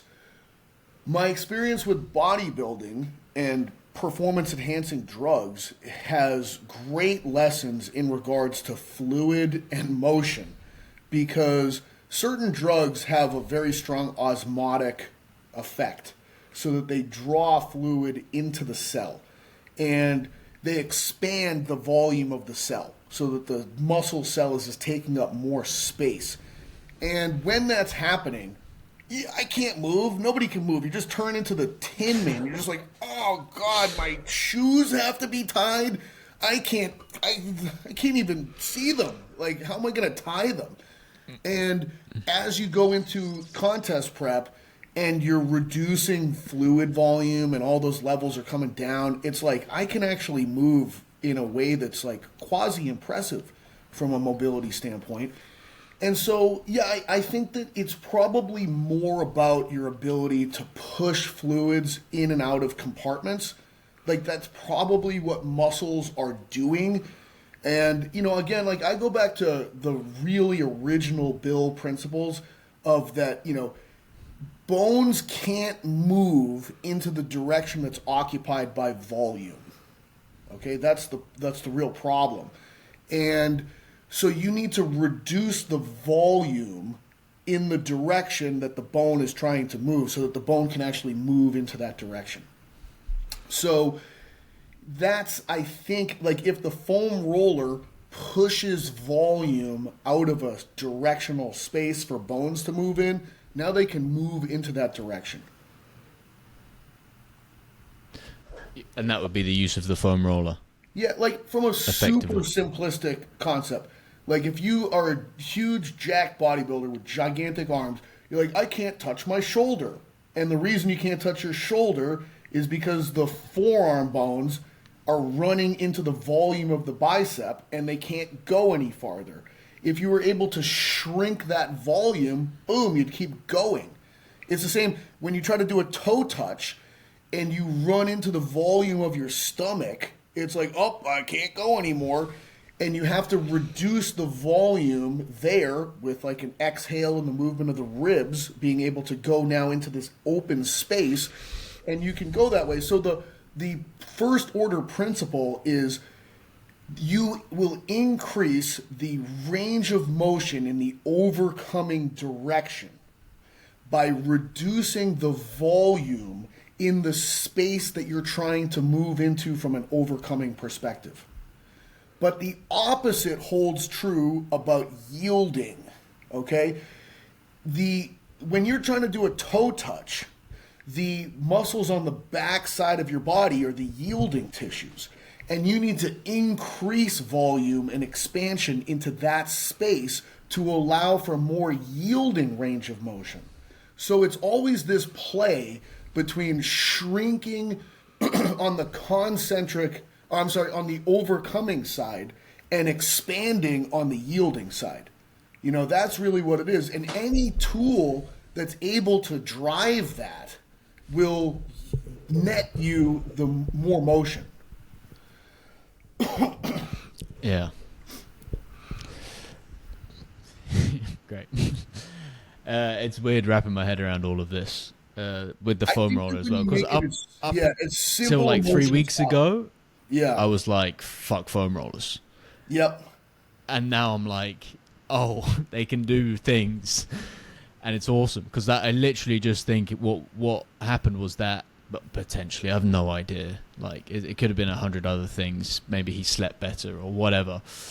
But just turning that tissue, maybe it was chronically concentric, and just giving it a second to relax and lengthen and I mean, be you have concentric. to, because if something hurts and you just kind of stay on it, you have to like, okay, let it go, relax, relax, relax, and it will relax, you know? Yeah. And most of the time when you're looking at this, you'll say, well, there's no tissue adaptation that took place. It's neurological, you know? But it's still like the neurons power the muscular response. Okay, that's what's happening. So if I'm inhibiting neurons and that leads to a muscular response of relaxing, less contractile behavior, I still changed the contractile behavior at the end of the thing. The adaptation took place at the neuronal level, but the outcome I wanted to get happened at the level of the tissues. And I'm probably going to be changing the feedback to the neurons, the afferent information, by working on the tissues. And that's the only option I have, by the way, because I can't work on the neurons. You know, I'm not doing neuronal surgery with micro tools. So if I'm, and look, like swelling, period, is going to reduce movement capabilities. If you have a swollen ankle, you're not going to have good mobility at your ankle. If the swelling reduces, then you're going to have better, but also swelling, we know, interferes with afferent signaling, which is kind of why, you know, you use unstable surfaces with people in early stage rehabilitation, because you're trying to facilitate better neurological processes, and that seems to help with the healing process. If I have more afferent information, I have more interneuron action taking place. And then if I have more interneuron action, I have more efferent. And then more efferent will allow more contractile behavior and motion. And more motion will probably push more fluids. And if I push more fluids out, I reduce swelling. And if I reduce swelling, then I increase afferent. So it's this big, you know, cyclic sort of a thing. And you can approach it from many different starting points, but generally speaking, you have to begin the process at the tissue level in some way, shape, or form. And so I would just say overall fluid swelling will reduce motion capability. And if you want to increase motion, you've got to do something about fluid levels. And what are some ways you can reduce swelling? Motion. I mean, it's like, it's like going for doing movement that does, it's like people have these overly simplistic statements like motion is lotion, and like, okay, done, and everybody's like, oh, I love it, Ryan, it's so good and it's so true. But there's no further explanation. And because people get scared, smart people get scared because they're like, ooh, I don't want to step on a mechanistic landmine and expose myself for being stupid or poorly read or something like that. I don't care as much because I've made plenty of errors in my life and I've survived to fight another day. And I just try to go to like basic fundamental places, like a swollen ankle won't move very much. And it's probably a smart response, okay? If the ankle is injured and threatened, the body's like, don't move this thing. Bad idea. You're going to hurt it even worse. But at a certain point, you're like, well, it needs to move because otherwise it won't heal. Like it needs this. Like you're going to be screwed for the rest of your life. So where do you start? You know, like if it was primitive times, you would have had to have moved. There's no choice, okay? And the more that you move, the more that you pump fluid out of it. And the more that you pump fluid out of it, the more you can move. But that's a nice feedback system. You know what I'm saying? Like you're gonna gain confidence in it. The system is like, it's actually okay. It's not as bad. Like it's okay. But as you're moving, you're gaining fitness. you're gaining experience, you're gaining motor control, and you're reducing fluid to get to move a little bit more. It's a really nice, it's scalable, which is like the word of the day almost, but it's a scalable, progressive approach that the physiology utilizes to be able to gradually give you more motion capabilities that you're earning through the process. So yeah, I mean, I think that's the thought process I have with it. Okay. Cool. Another thing that's been coming up with hypertrophy now, sorry to be jumping around so much, but it's just a couple fine. of questions. Do you consider neuromechanical matching with your decision process with hypertrophy? That's a great question.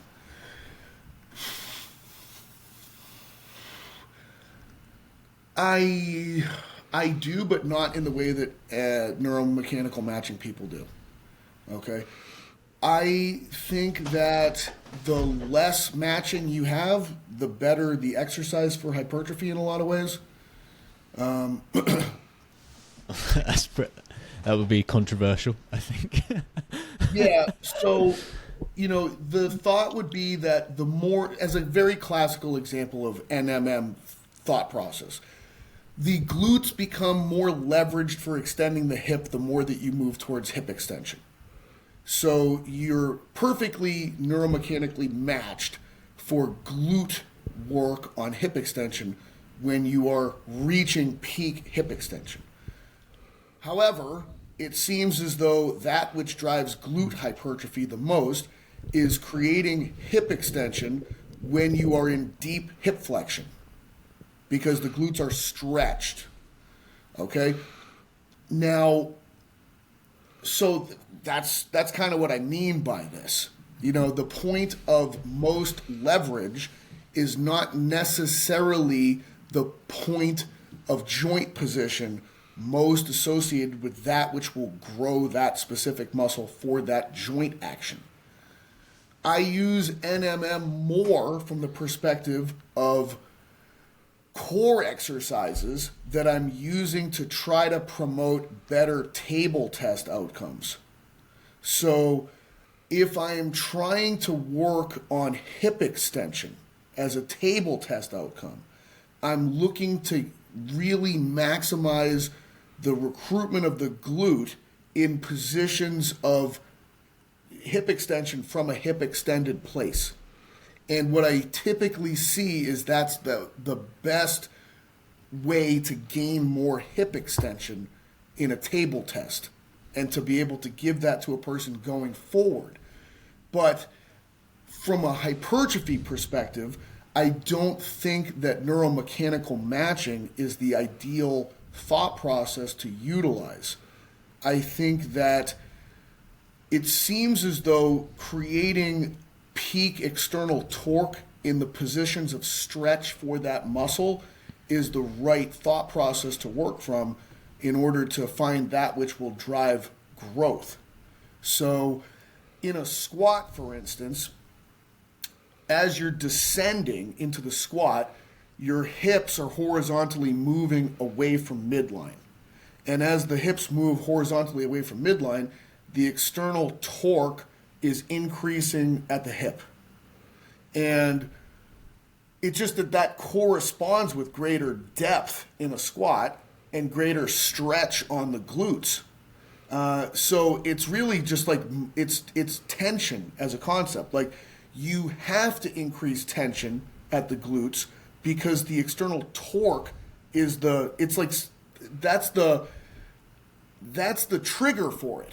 You know what I mean? If you don't, you're not going to be able to move the weight.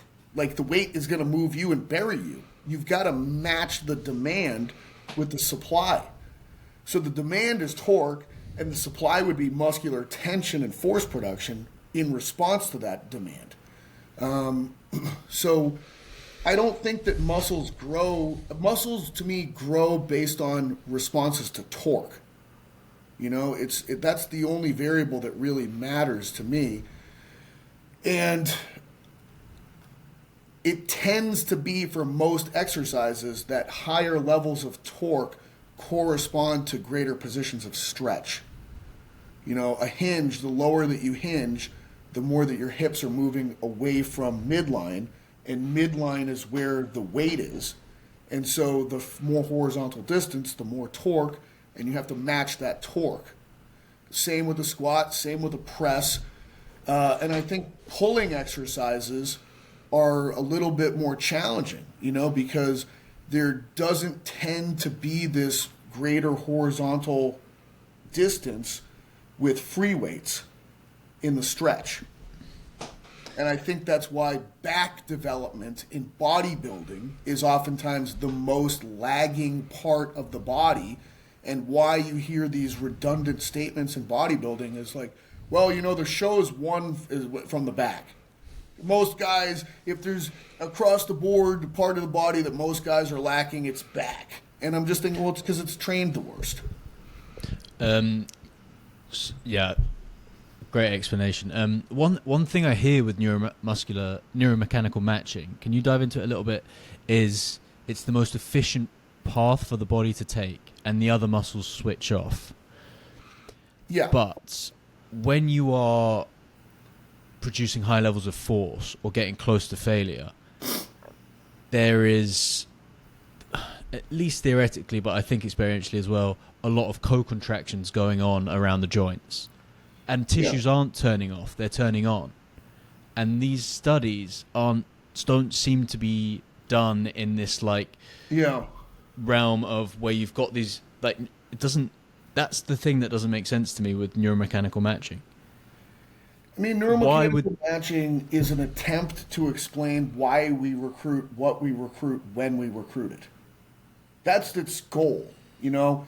And it's based on believing that the nervous system is a path of efficiency and that it will recruit the most leveraged tissues at any point during a motor task.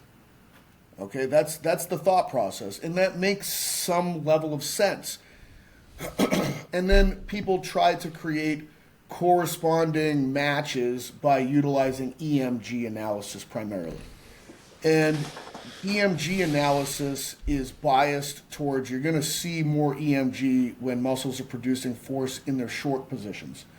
And generally speaking, you get really bad EMG readings or very low EMG readings when the muscle gets stretched. And a lot of people are like, EMG sucks anyways. It's just not a great tool. So I don't disagree with the thought process behind neuromechanical matching being the way that the nervous system probably chooses to recruit. You know, like, it would make sense to me that it would follow a path of least resistance and that it would recruit the most appropriate tissue that has the best leverage based upon the joint configurations happening during a motor task. Okay? And I think maybe it's true, and maybe the attempt to corroborate it through EMG was just a poor tool to be able to bring to the table for that corroboration, because it does a very poor job of assessing muscular involvement in lengthened positions.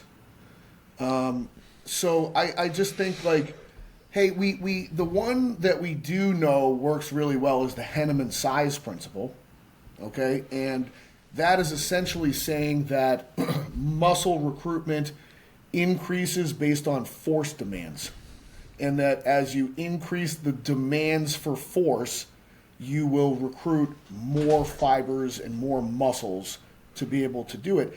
The hole in the Henneman size principle is, well, which muscle would it be, first, second, last, et cetera, et cetera. And that's, I think, the gap that neuromechanical matching is attempting to fill in. And I think that it's probably quasi-accurate, but I don't know if it accounts for individual differences in body frame, ratios of appendages to axial skeleton, and history of learning how to do things. You know what I mean? Like, to me, the nervous system is really almost like a DJ.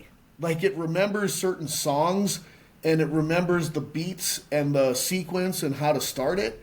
And it's almost like to me, training is just teaching yourself different songs or different routines. And the more that the nervous system learns that song, the more it can just play it. And like it could use different instruments to play the same tune. You know, it's like throwing a ball. Like I can learn to throw a baseball with the most boring, fundamental, straight ahead arm slot mechanics. And if I learn it, then I can throw it sidearm and I can throw it submarine. And it would be the same basic pattern that the nervous system unfolds itself in, just the iteration is different. Same as running. Like I can learn to run, and then I can run up a hill that's a 10% grade, an 8% grade. I can dodge a route. I can go downhill if it's on a bank, you know, if it's gravel, if it's sand, if it's, you know, mondo surface. Like, is it going to be a different muscle? You know, like what's leveraged? To me, it's like kind of a silly discussion. It's much more of just like the nervous system discovers the sequence and the tune, and then it plays that tune with slightly different instruments depending upon the environmental and task constraints.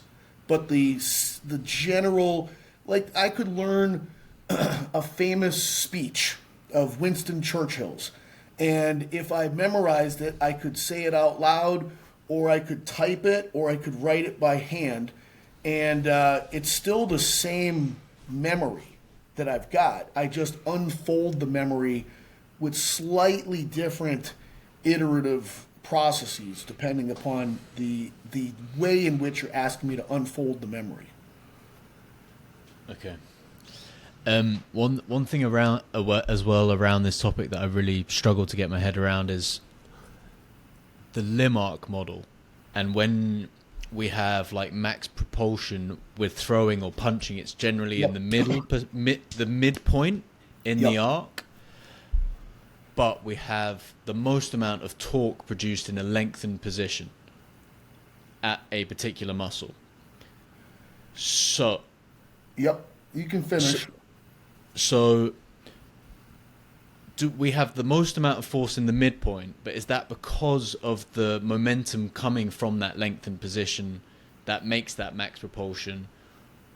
Effectively, are we stronger in that lengthened position, but it takes time to produce that force, so we produce the highest force in the midpoint? I would just disagree with the analysis of this, that it's always the lengthened position that's happening at the midpoint of a arc. So that's not always the case. So if I were to take something like a bicep curl and play it out with a few different variations of it, if I'm doing an incline bench bicep curl, when the dumbbell in my wrist is in the midpoint at the highest peak of torque, it is not in the lengthened part of the muscle. Okay, it's in like a pretty short part of the muscle, and then when I get to length, it's actually all the way back at like in the back end of the arc. It's come back towards midline when I'm long. A preacher curl creates a constraint that now when the dumbbell and the wrist are the farthest away from midline, I'm at length. Okay, so to me, the concept of the arc is that when, when you are the farthest away from midline is when you need to create maximum compression, because the torque is highest at that point in time, and that the way in which I modify task and environmental constraints modifies the muscle orientation at which I hit maximum compression needs. And I try to create actually like an 8-part thing, an octrant rather than a quadrant, to actually break that down. So there are some sporting tasks where you will see a large, and I call it like large resistance moment arm with a long muscle versus a large resistance moment arm with a short muscle. And So things like anytime that you have your contact point for things, and it involves like being very far away from the midline. Okay, like for instance, like trying to kick a ball straight up in the air, like in American football punting. Yep. Uh, you will see typically a concentric oriented muscle for those impact demands. If it is something like sprinting, you're going to see your max propulsion happen with a very short resistance moment arm. And that's why we're really focused on getting the person to have foot strike happen under center of mass during sprinting and avoiding foot strike being out in front, because you're lengthening the muscle at this, key big propulsive point. With so anytime that you have like in sporting tasks, anytime that you're looking at a more eccentrically oriented tissue, the tendency is for you to have the resistance moment arm be short at the key point of needing the muscle to be at a high demand. And the allowance of having that contact point happen far away from midline only occurs when you have a concentrically oriented tissue. Like throwing, the release point is out in front and all of the throwing tissues are concentric at that point, or boxing, where the contact point is far away from midline, the tissues are concentric. But like kicking a soccer ball off the ground, the quadriceps and hip flexors are lengthened at the point of contact with the ball, but it's happening under midline. So it's not a large resistance moment arm at the point of an eccentrically oriented muscle's critical force production point in that arc. Okay. Yeah.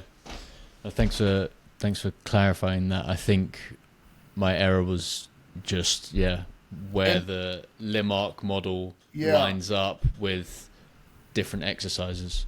So effectively, the midpoint is the highest force production point. Yes. So therefore, if you're at a lengthened position, say in a bench press, where you've got the most torque, the biggest moment arm, that's the midpoint. Correct. Yeah. Which is usually not at the chest, because your elbows actually come back in towards the body. And then as you press away, the elbows come away from the body. And so the sticking point is usually a little bit off the chest. It's where you have the greatest horizontal distance between the elbows and the body. And there's very little at the top and there's very little at the bottom, but there's more in the middle. Same as the squat. If you actually get to the bottom of the squat, the knees fold back in towards the chest and the hips pull in towards the heels. And then when you get to the midpoint, the knees are away and the hips are away. And people fail there in the squat. Rather, they can bounce in the bottom, and then when they unfold to here. So I'm fortunate I've got the Prime stuff at work where you can change the resistance profile of the machine. So therefore, you would want it to be set up where you have the highest amount of force production, but that needs to be aligned with the moment arm. So for example, currently everything is hardest in the lengthened position. Yep. Resistance profile, and generally that matches the strength profile of a human being.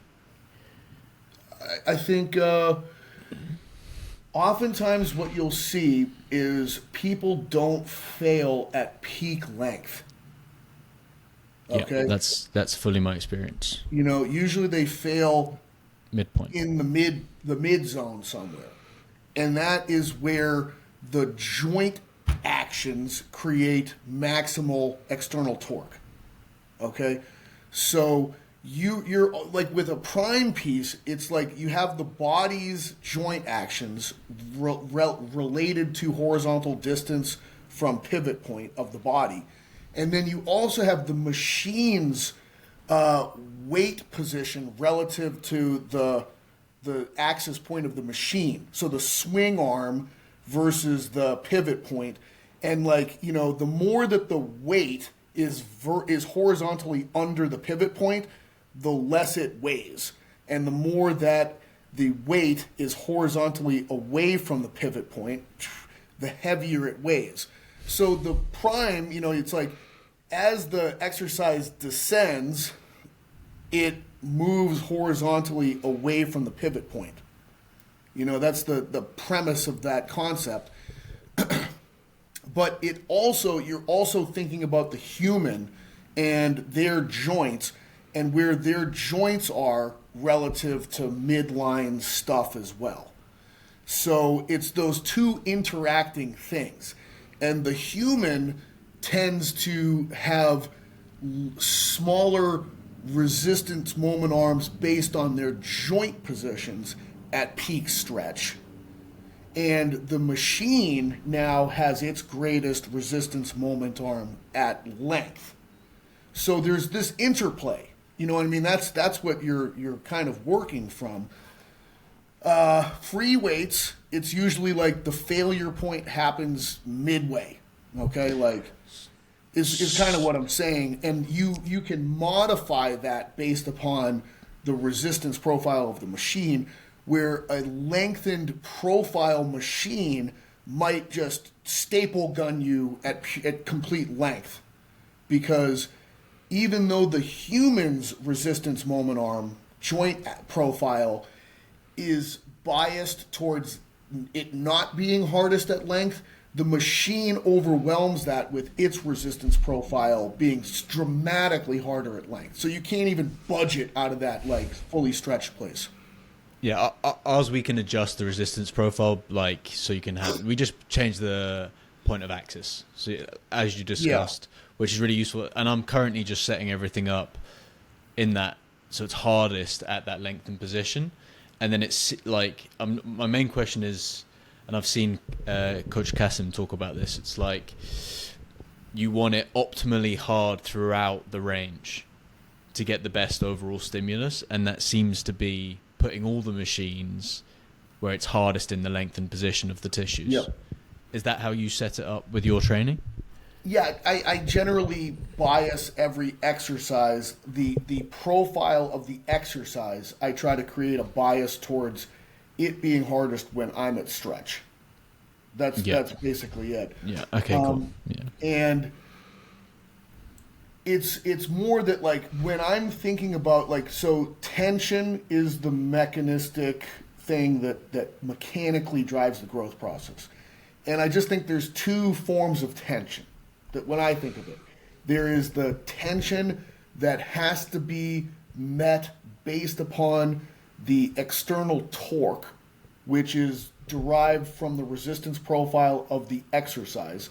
And then there's also just the passive tension of stretched tissues. Okay?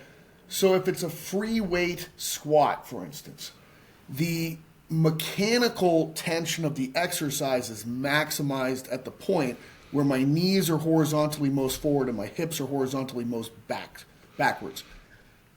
As I descend below that point, I'll bring my knees back towards my chest, which would reduce the external torque of the exercise.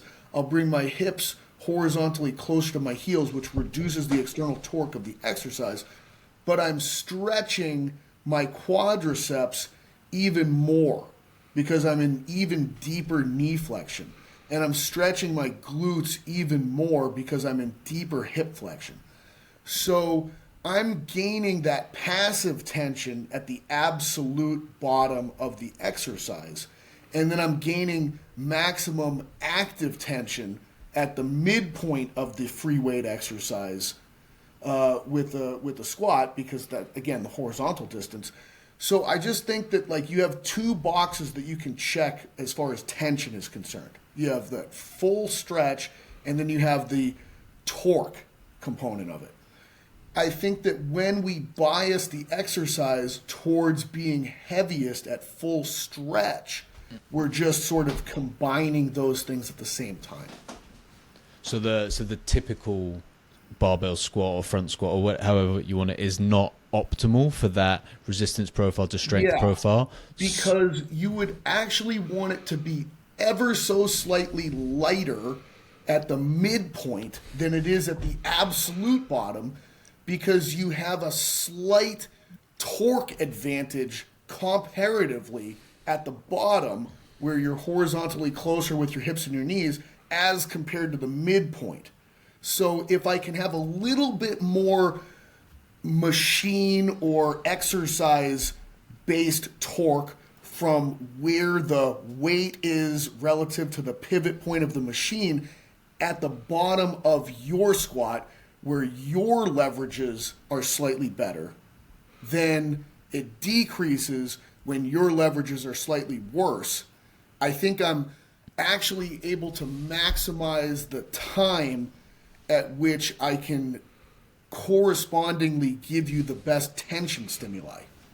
Yeah, yeah, no, yeah, I fully get that. And some machines are terrible at that.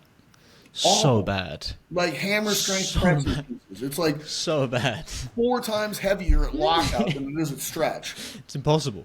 Yeah. You go for the stretch with it. Yeah, it's so bad. Excellent. Oh, okay, mate. This has been so good. I've loved this chat. How has your learning around fitness influenced your decision making for life?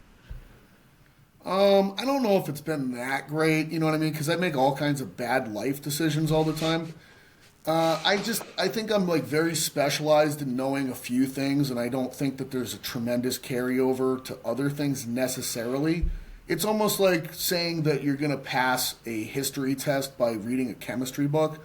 And it's like, well, you need to read the right stuff, like, and then you need to actually implement it. So I don't really buy into a lot of that stuff. Like I'm an intelligent human, and when I'm motivated, I can solve high level puzzles. But I'm highly unmotivated in areas that are probably important areas that I should be motivated in, and therefore I put no effort into those things, and they come back and bite me in the ass a lot of the time. So the principles in your book that you've drawn from and that you spoke about at your seminar, they're like just phenomenal. You've drawn from really interesting places. It's not like you understand them, but you find it hard to apply to your life. Yeah, I'm just a big mess in a lot of areas of life, and I know I should probably be better, but I just don't put the effort into it, you know? So it's like, I put tremendous effort into training and nutrition and other things, but then like other parts of life, I'm just a total disaster. So I don't buy into this whole thing that like, just because you're automatically good in one area that you're going to be good in all areas of your life. No, it's like specificity, and you actually have to focus and get better at these things. And like, you could know the proper approach and not apply it in other areas, and that's, you know, it's useless. You know what I mean? Like, knowing it versus applying it is there's zero use or demonstration of mastery or competency when unapplied to specific areas.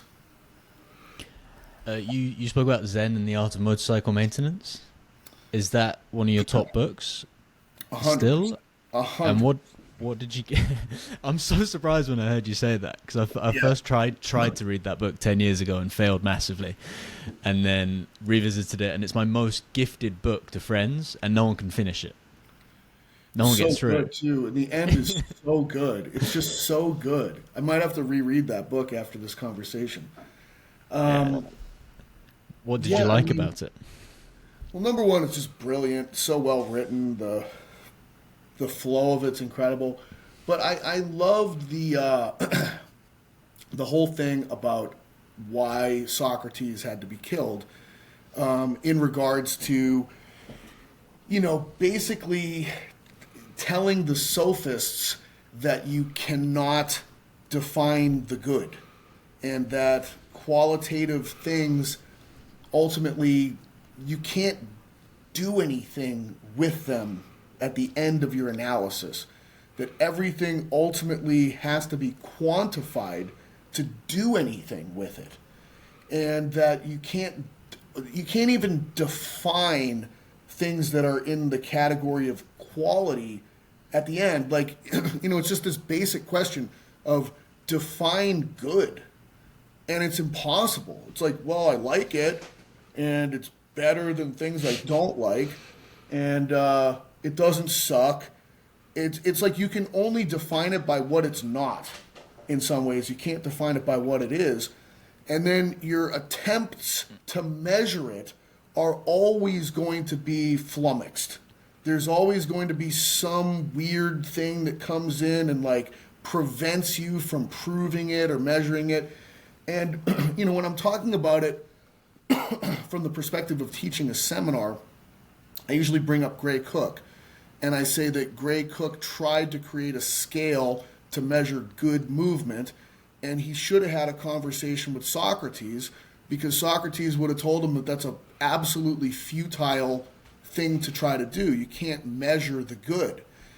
And so, because there's always going to be something that comes in that's like, well, actually, you can do it this way and it works great, okay? Or in this circumstance, it works great. And here I am coming in with a model on how to move well. But I'm aware of Socrates in the background. I'm aware that there is nothing that's good. Like, it's all circumstantial, that which is good. So I try to create a basic premise, as basic as I can get. Like, I need to have this concept, this Socratic construct in the background with everything that I'm trying to present, knowing that I've got Socrates over here waiting for me to make a false step so that he can just bang, like, don't tread here. And so I tried to work within that framework with what I created and have this notion that there is no bad movement. It's like, but there is different movement. And if I wanted to say that the movement strategies that you're using are the least modern in terms of the way that humans move, I need to have a model that doesn't say it's bad. I need to have a model that says it makes sense, and it makes sense if I look at it through the lens of evolution, and I look at it from the perspective of Jacksonian dissolution, that all biological systems will fall back to older evolutionary operating systems when they are confronted with stress.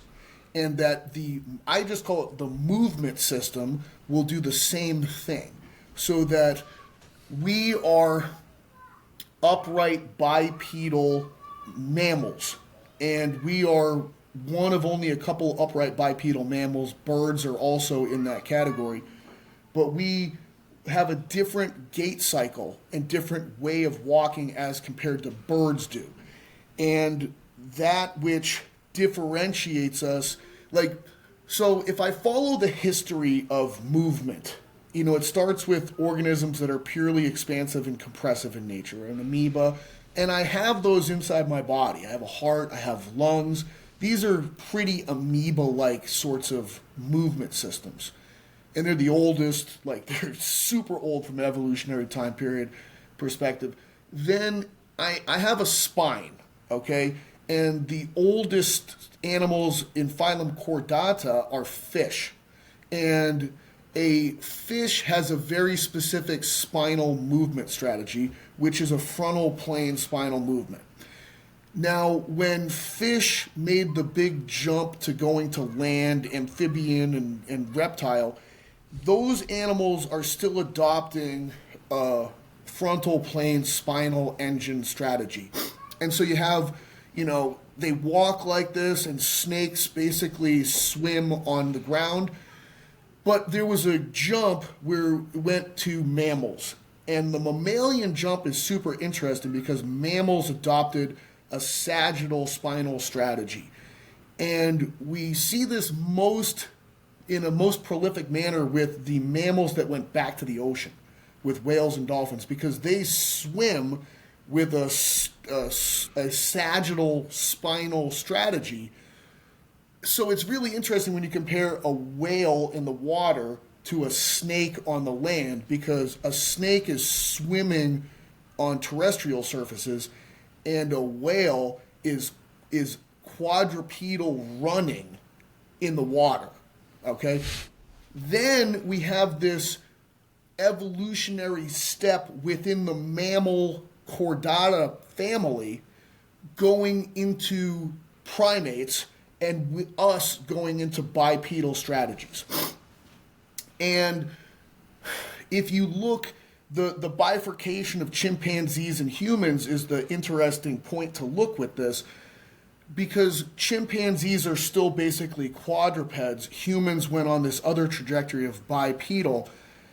When you try to take a chimp and put it on two legs and walk through space, a chimp can't handle that stress. That specific stress overwhelms the chimp's mammalian sagittal spinal strategy, and the chimp has to adopt an older evolutionary strategy of a fish of trying to swim now. So you always go backwards in time to represent the older strategy when you can't handle the context of the demands. And a human follows the same suit. So what we really possess is a transverse spinal strategy to be able to allow us to locomote upright without having to resort to a compensatory frontal strategy that typically overwhelms your ability to stay inside your bases of support laterally, aka your feet. This is a big argument for like why we're such a successful species, right? That is Yes. because we're capable of walking bipedally, which is a much more efficient way of traveling and doing a bunch of tasks. Correct. Hunting, But gathering. I don't think anybody else has made the argument that I'm making in tying Jacksonian dissolution to this. Like, I'm the first person to bring Jacksonian dissolution to fitness. And I was making this argument that it's that which is dysfunctional is functional based upon the matching of the stress to the organism's capabilities. There is no dysfunction. It's just that you can't meet the human stereotype strategy to gravity and motor pattern superimposition over gravity management. So you're going to an older strategy and you're launching your center of mass forward like a chimp to try to manage this. And after you've launched center of mass forward in a quadrupedal style, because you would go from upright bipedal transverse human, next step back would be quadrupedal strategy. Next step would be quadruped trying to be bipedal but can't and starts to swim. So a table test will reveal to me how far forward did your center of mass launch itself. And then when someone moves really poorly, and we can all look at it and go, oh, that's terrible. You're actually seeing they've run out of this first layer of compensation of center of mass sagittal forward launch, and they've now resorted to attempting to swim through a bipedal terrestrial challenge. This is like one of my favorite parts about your model, when you get the depth of it and you look like, oh, so that's where the progressions come from. Yeah. He's looked at it from an evolutionary perspective, a neurodevelopmental perspective. It's Correct. just like, that's the juicy stuff. That's so It cool. is. Rather than just like, oh, we're going to progress because that's logical. And No. well, let's get some deeper reasoning behind that. I tie it to ground. I tie it to ground. Yeah. I tie it 100% to ground. If I give you more ground, you won't resort to swimming and you won't resort to forward launch. I want to keep you in retraction and non-swimming as I take away ground. Yeah. It's Awesome. crazy. To me, that's crazy. I'm like, I did a pretty good job, in my opinion. Yeah, you smashed Okay? it. You smashed it. There's no doubt. Like, there's no fucking doubt. but like people are unwilling or don't have the capacity to understand the model that I built. That's the problem. I'm like, God damn it, I think I built a better model than anything else. But people have no idea. It takes a long time to get to the point where the conversation about why is the model this way and what do you do with the model, then it's like, because I'm telling you, I tried to make it make sense under any form of scrutiny, and I'm an incredibly critical person. I credit fully my Irish family and heritage of just being nitpicky, mean bastards and finding any situation that's nice and only noticing the things that suck about the situation and only talking about those things and having that be the only stuff that I was raised with, okay? Because while it's terrible from the standpoint of personal interactions and personal growth, it's fantastic from the standpoint of noticing errors and being unwilling and unaccepting of errors in my own personal creations. Yeah. The first time I started to see where you were coming from was I spoke to you about it at the seminar was when Angus Bradley came on your podcast and you discussed this topic of Jacksonian disillusion and you spoke about it through the lens of evolution. And then I was like, oh, okay. It was about 2.5 years ago when that was one of the first pods I'd heard with you. And that was like the selling point. It was awesome. I was like so obsessed since that moment. Fish don't have that much ground. They literally don't have ground. They're in water. So they rely on a different approach to dealing with that kind of environment. You know what I'm saying? Like, it's the environment and that dictates the approach to solving. It's when you shift things to new environments, they evolve, and those adaptations make more sense for the environment. It's just, to me, it was like, what is the critical part of the environment? We went from arboreal animals to having to exist on the ground. And that required a different strategy. That's really, to me, the critical thing is the environmental, what is the key environmental change? Not the organism, partially the organism, but the organism will respond in the way that the environment forces it to respond. And so we're now in these weight room environments or sport environments or whatever environment, and all we get to see, because there's not enough time for us to evolve right now, is we get to see what's the best match of physical presentation with the environment. So I was just trying to look at the environment of the sport rather than necessarily the person, but it was almost like the person's a clue about the environment more than anything. Who emerges in the environment. Have you heard of Brett Weinstein? He's written a book, 21 Tips to kind of survive in the 21st century. He's an evolutionary biologist. He's been on Joe Rogan a couple of times. That's what kind of made him bigger than anything else. And he's spoken about the rate of evolution and how, like, humans, we've now just done a massive jump because of the changes in society and culture since things like we just have a much different standard of living than we had 100 years ago. The problems we have to solve are significantly different. Therefore, we struggle to find meaning and fulfillment in our life. Yeah.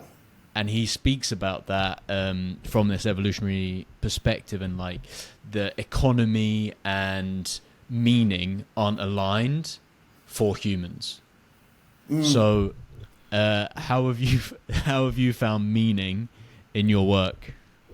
Well, I think that what he's talking about there is very true.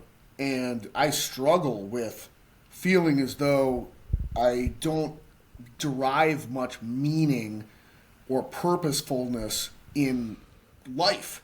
You know what I mean? It's like not the most pleasant of topics to necessarily get into, but I'm not motivated by most of the end outcomes that you can reach by effort in the world. You know what I mean? I was like, oh, what do I get? More money to do what? Like, I don't want to do the things that people that have lots of money do. Like, I have no interest in that outcome. So why would I do anything at this point in time? Like, I tremendously struggle with that. And so I'm like, why would I bother to write another book? Because like, what's the outcome that I end up with? It's just I've already seen it. It's nothing better than what I currently have. There's no reason, you know. But what I have found is that I derive more pleasure and depth of experience by actually fulfilling made up goals that I create for myself.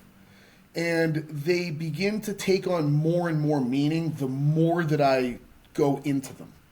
So I just think nothing has meaning or importance until you put effort and activity towards it. And then the more effort, activity, and results that emerge from it, now the more meaning that it has. And I've just become more and more selective about, well, where am I going to create these new imaginary meaning, outcome sorts of things? And I think they tend to be weird, and they're not the same things that other people tend to go into. And I don't care about what 99% of the rest of the world seems to care about. I couldn't agree more. Like, it's so hard to derive meaning from these like societal points of view, like, oh, you get a nicer car, etc., etc. But I think the lovely thing about lifting weights is it's so fucking tangible. Yeah. You see the weight go up each week. You put in work, you get this outcome. There's nothing like that. There's nothing that's on the same page that lifting weights gives you. And like seeing that with my clients, and they're like, oh, they get engaged and it's exciting. It's like, just what do you have in our economy where you put in work and you get this direct, quantifiable outcome? Everything else is a bit too like, there's too many Was it me? Was it luck? Yeah. Who fucking knows? Who knows? Like, it's not, you don't know. You have no idea. And But with lifting, you do. Yeah, I'm with you, dude. I'm totally with you on this. Yeah. It's so weird. Like, it's just fucking lifting weights, but it's not. It's it's so good because it's so tangible. And you do have that with other sports like running. You can see it. It's like, it's in the work. But when you get money, like, you have, obviously everyone has different points in life. When you have a bit of money, you're like, what the fuck do I do? I wish I loved more shit. Like, I wish I cared more about, like, give me a Lambo. Don't give a fuck. Right. Literally, zero or, like, fucks. travel. Okay, great. Like, now I'm in this other place.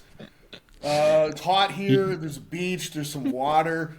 It can be nice, but then if you're there for a little while, it's just like, all right, I've been here. Like, now what do I do? Time to lift. Yeah, Same right? thing I'll do back home. Same thing I'll do back home.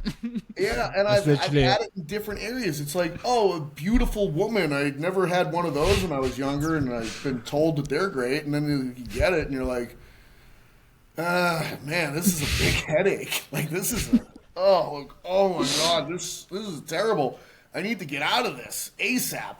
And then it's like, oh, now I'm alone. Well, this isn't great. So it's like you just kind of like ping pong around between these things that you think you want, you get, and they don't turn out to be that good, or something else that you don't think you really want, and it tends to also potentially not be that good, or maybe it's good. It's just like you just don't know. And like you said, like, I feel like I'm kind of in the wind here. I don't, like, how much of it did I dictate? How much of it is based on things having nothing to do with me as a person?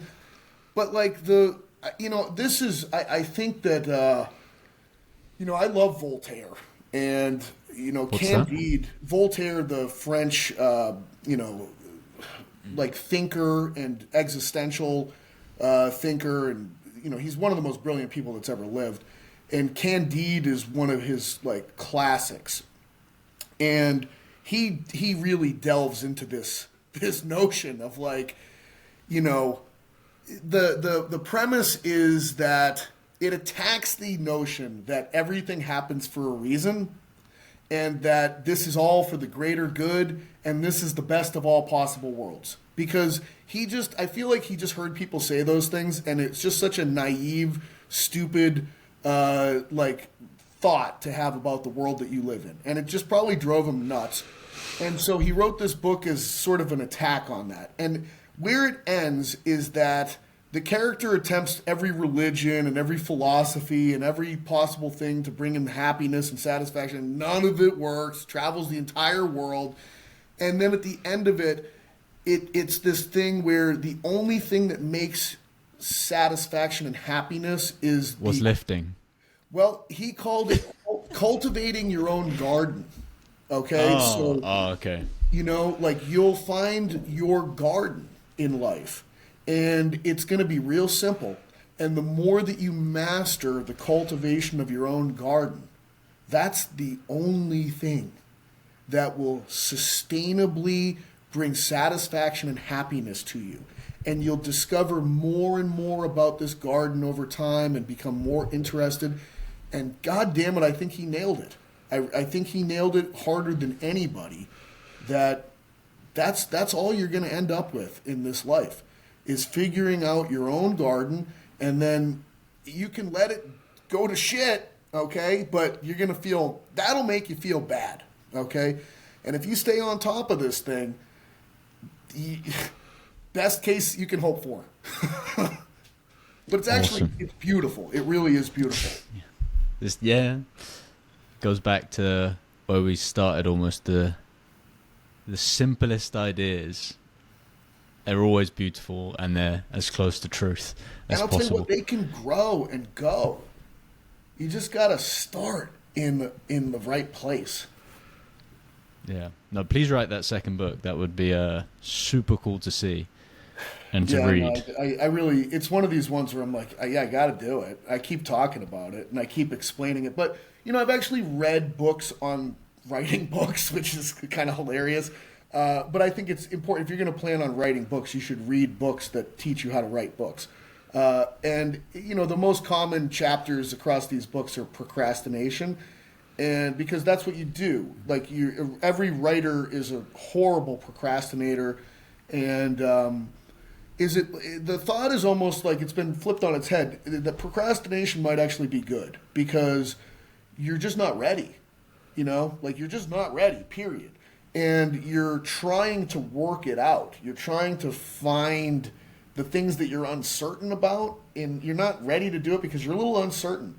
And so I feel like in some ways that's still where I'm at. Like, there's I don't know what it is, but I'm still like, it's just not quite.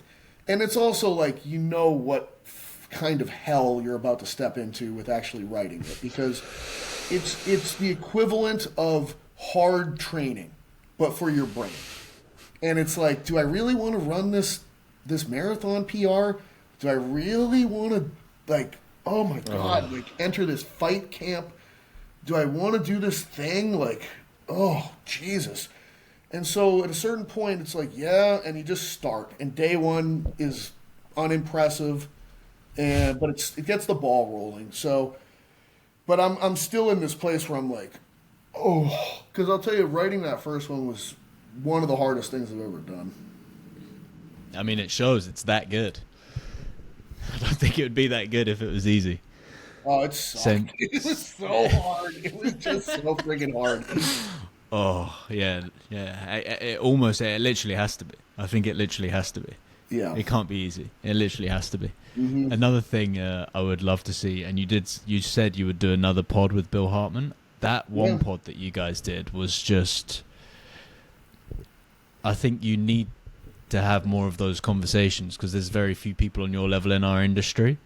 Mm-hmm. And there was a lot of just like you were just both scratching the surface. I think it was only 50 minutes or whatnot, but I've listened to that maybe 4 or 5 times. That was really good. Yeah.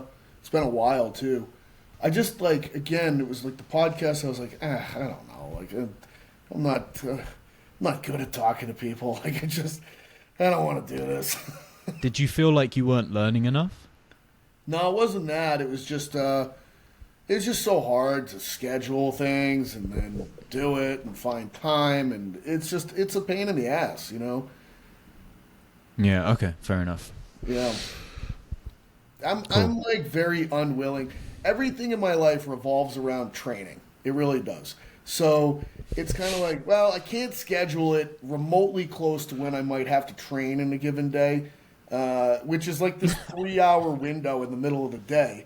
So it's like, well, I'm not really available Monday through Friday between the hours of 9 and 6 p.m., 9 a.m. to 6 p.m. So it's usually got to work around that in some way because I have to eat, and then I have to train, and then I have to eat, and then I have to, so it's like, I'm a weirdo. I'm fully aware of that. And What's a typical week actually? Do you do clients, or is it literally you'll wake up, food, and then train, yeah, I food, have and everything for me is virtual and online, so yep, I don't have to go to work.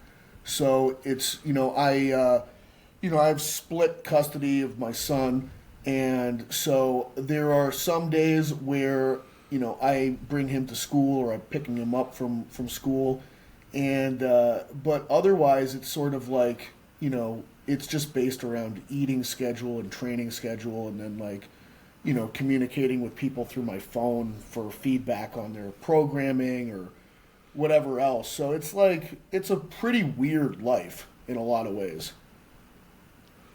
yeah, okay, awesome, mate. Thank you so much for your time. This has been a wicked chat. I really appreciate it. Absolute pleasure, man. Like this was a great conversation.